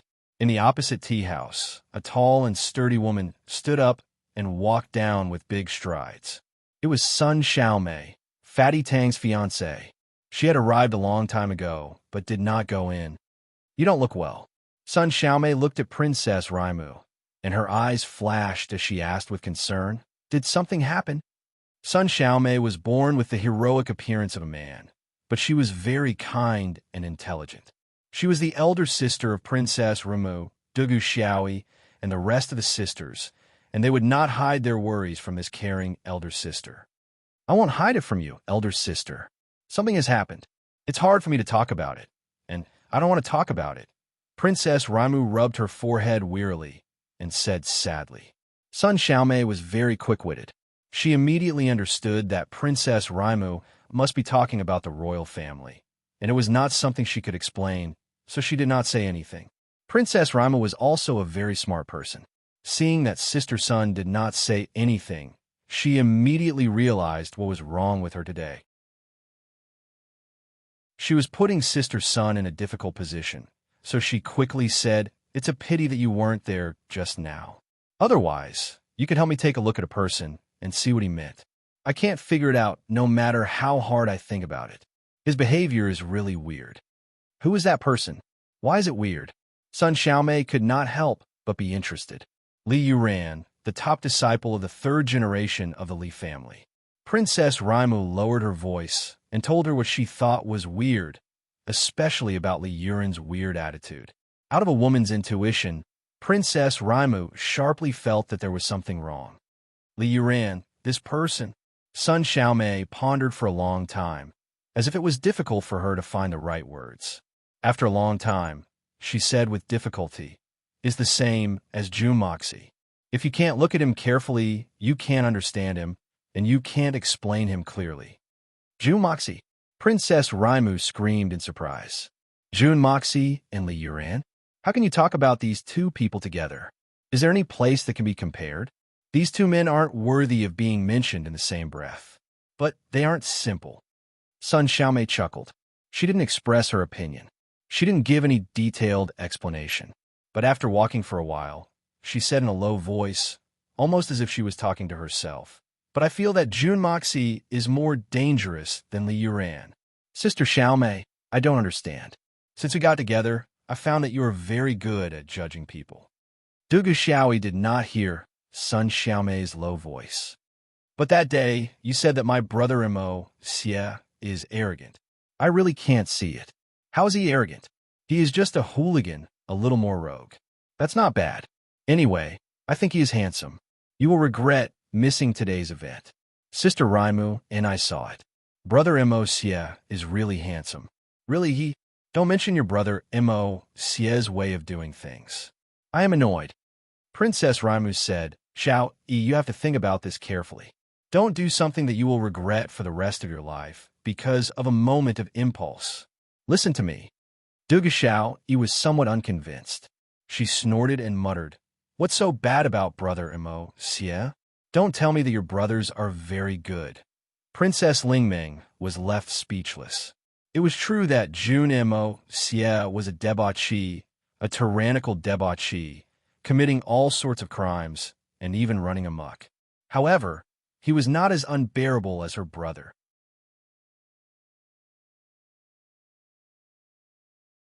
Chapter 259. The little girl saw that Princess Raimu was distressed.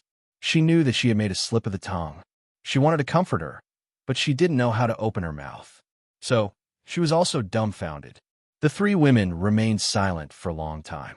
Finally, Sun Xiaomei broke the deadlock. But she answered Dugu Xiaoi's question.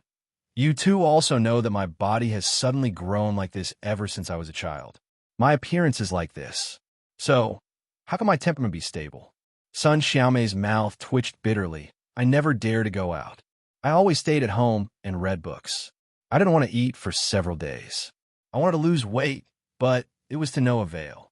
Until I met my master." She heaved a long sigh and continued, "I got that strange disease when I was 5 years old, and it's been 13 years since then. I've become accustomed to it, and I've seen through it. I don't care about my appearance. Do I look at people based on their beauty or ugliness? So, I look at people based on my feelings. As for how they look, how they behave, they're all secondary. The most important thing is how a person's nature is. This is something that can only be seen clearly if you look carefully." Sun Xiaomei smiled, but her smile was somewhat desolate. "Little sister Xiao Yi, Junmoxi is different for what he's always shown. He's always been a debauchee. I'm afraid that's not necessarily his pretense. He's just acting according to his nature. I've only known him for a short time. I've only met him once. But I understand that he doesn't care about what others think of him. He just thinks his own way. He clearly doesn't put the world in his eyes. So I call it arrogance. Son Xiaomei smiled faintly. Or you can call it evil. The little girl thought deeply. She continued to listen attentively to her elder sister, Xiao Mei's narration. But I can see that this person has a problem. It may not be a problem for him, but the third young Master Jun is more ruthless than anyone else. So, you mustn't pay too much before you're sure that you've moved him. If that's the case, little sister Xiaoi, I'm afraid you'll be in great pain. Dugu Xiaoi pursed her small and rosy lips. There was some dissatisfaction in her eyes, but she didn't say anything. Although her words didn't enter her ears, she knew that Xiaomei's words were full of concern and didn't have any ill intentions. Son Xiaomei knew that she wouldn't listen to her and sighed secretly. Princess Raimu had been walking beside them, as if she was sleepwalking. She seemed to have heard the conversation between the two of them, but at the same time, she seemed to have not heard anything at all. Her mind was in a mess, and she had no idea what she was thinking. After a while, she realized that the two sisters had already stopped talking. Raimu, your mental state isn't very good. You should go back to the palace and rest. Son Xiaomei looked at her worriedly. I don't want to go back. I don't want to go back. Princess Raimu was most afraid of going back to the palace. She didn't know what kind of attitude and mood she should have when she went back to that place. She didn't know what kind of attitude and mood she should have when facing her relatives. Sister Raimu, since you don't want to go back to the palace, why don't we go and find Jun Moxie? Dugu Xiaoi rolled her eyes and suggested, there are a lot of fun things in that guy's house. Little White, who was in her arms, popped out its furry little head and looked around. This little thing had already reached the 8th level and was already psychic. When it heard that its master was going to bring it to the good guy's house, how could it not be happy? That's good too. I want to see what's so special about this guy that Xiao Yi is in love with and that sister Xiaomei highly admires. Princess Ling Ming forced herself to raise her spirits. Then, she gave a self-deprecating smile and said, I can't even see what's so good about such a hero. Could it be that I've been blind for the past 10 years? Dugu Xiaoi's face turned red. She was a little angry. She could hear that this was different from Sister Xiaomei's kind warning. Princess Raimu's words were full of ridicule. She couldn't help but refute. That's because you've always been biased. You hate him the moment you see him. How can you see what's good about him? Anyway, my eyes are bright. The two of them quarreled along the way. Son Xiaomei smiled and followed by the side. She watched the two sisters stick to their own opinions and quarrel. Then, the three of them walked in the direction of the Jun residence with the 6 maids behind them. After bickering with Dugu Xiaoi along the way, Princess Raimu's mood slowly calmed down. This place was not far from the Jun family's residence.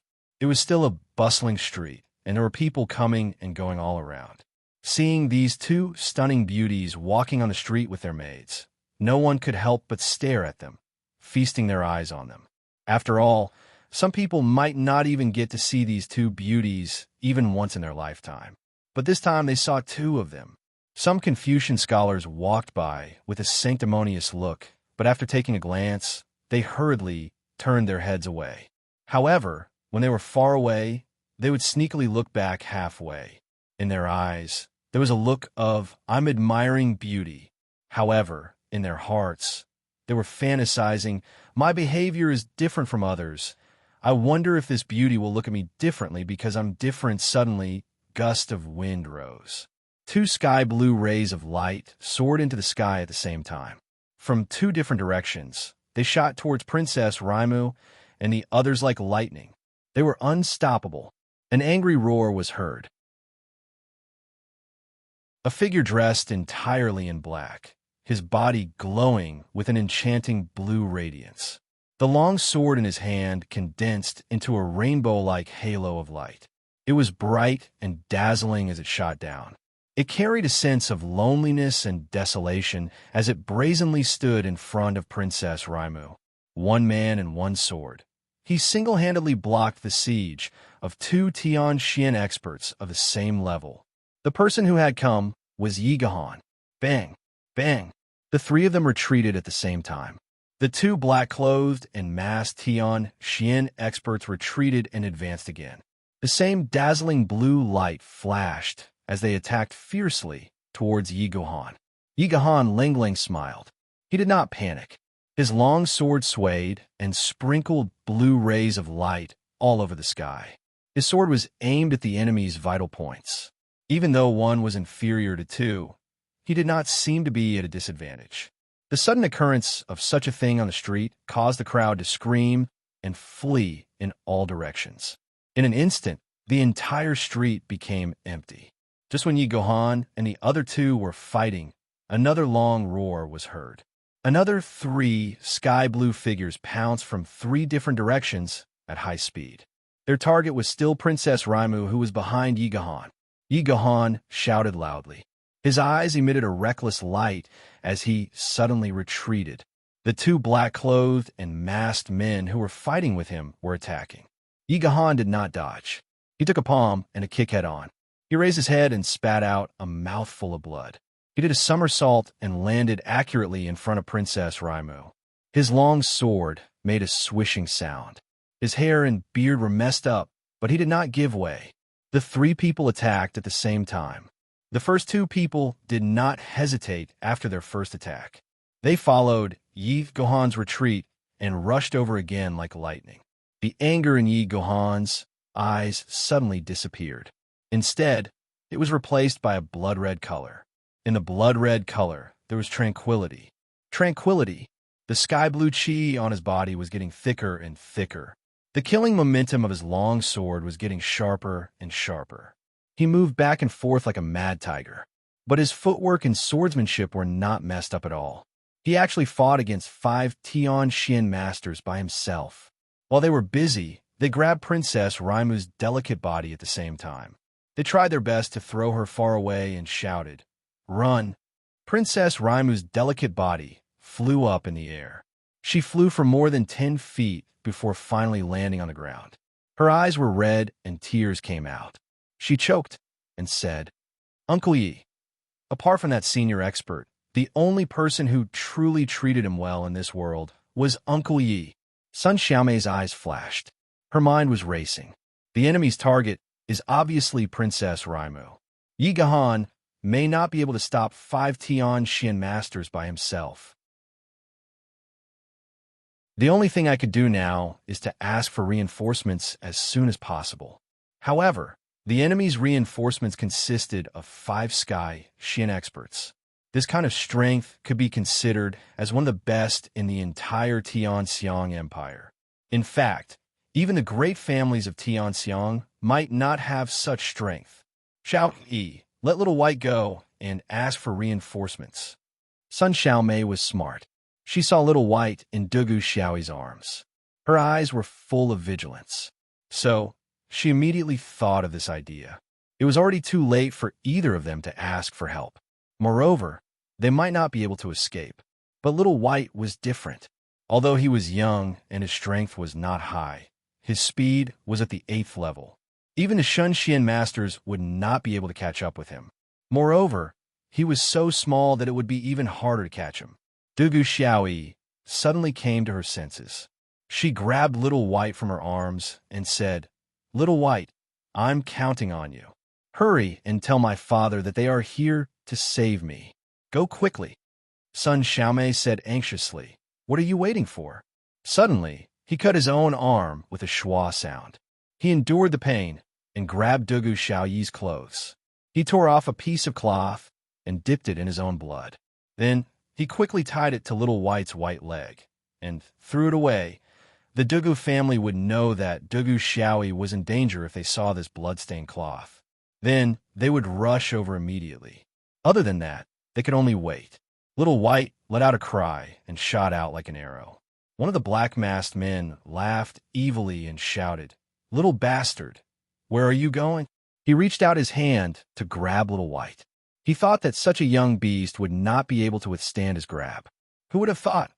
Little White angrily jumped and suddenly revealed its sharp teeth.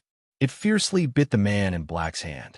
At the same time, It stretched out its front claws like lightning.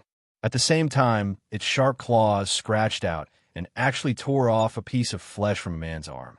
Little White proudly howled and quickly ran out of everyone's line of sight, disappearing like a wisp of smoke. The black-masked man cried out in pain. This time, it was really painful to the bone. A Tianxian master was actually injured to this extent by a small beast cub because he underestimated the enemy. He did not know that although this was a young beast cub, it was actually at the 8th level. You're tuning in to the Warrior Lore YouTube channel. Don't forget to subscribe and join us on this journey to catch the most captivating stories.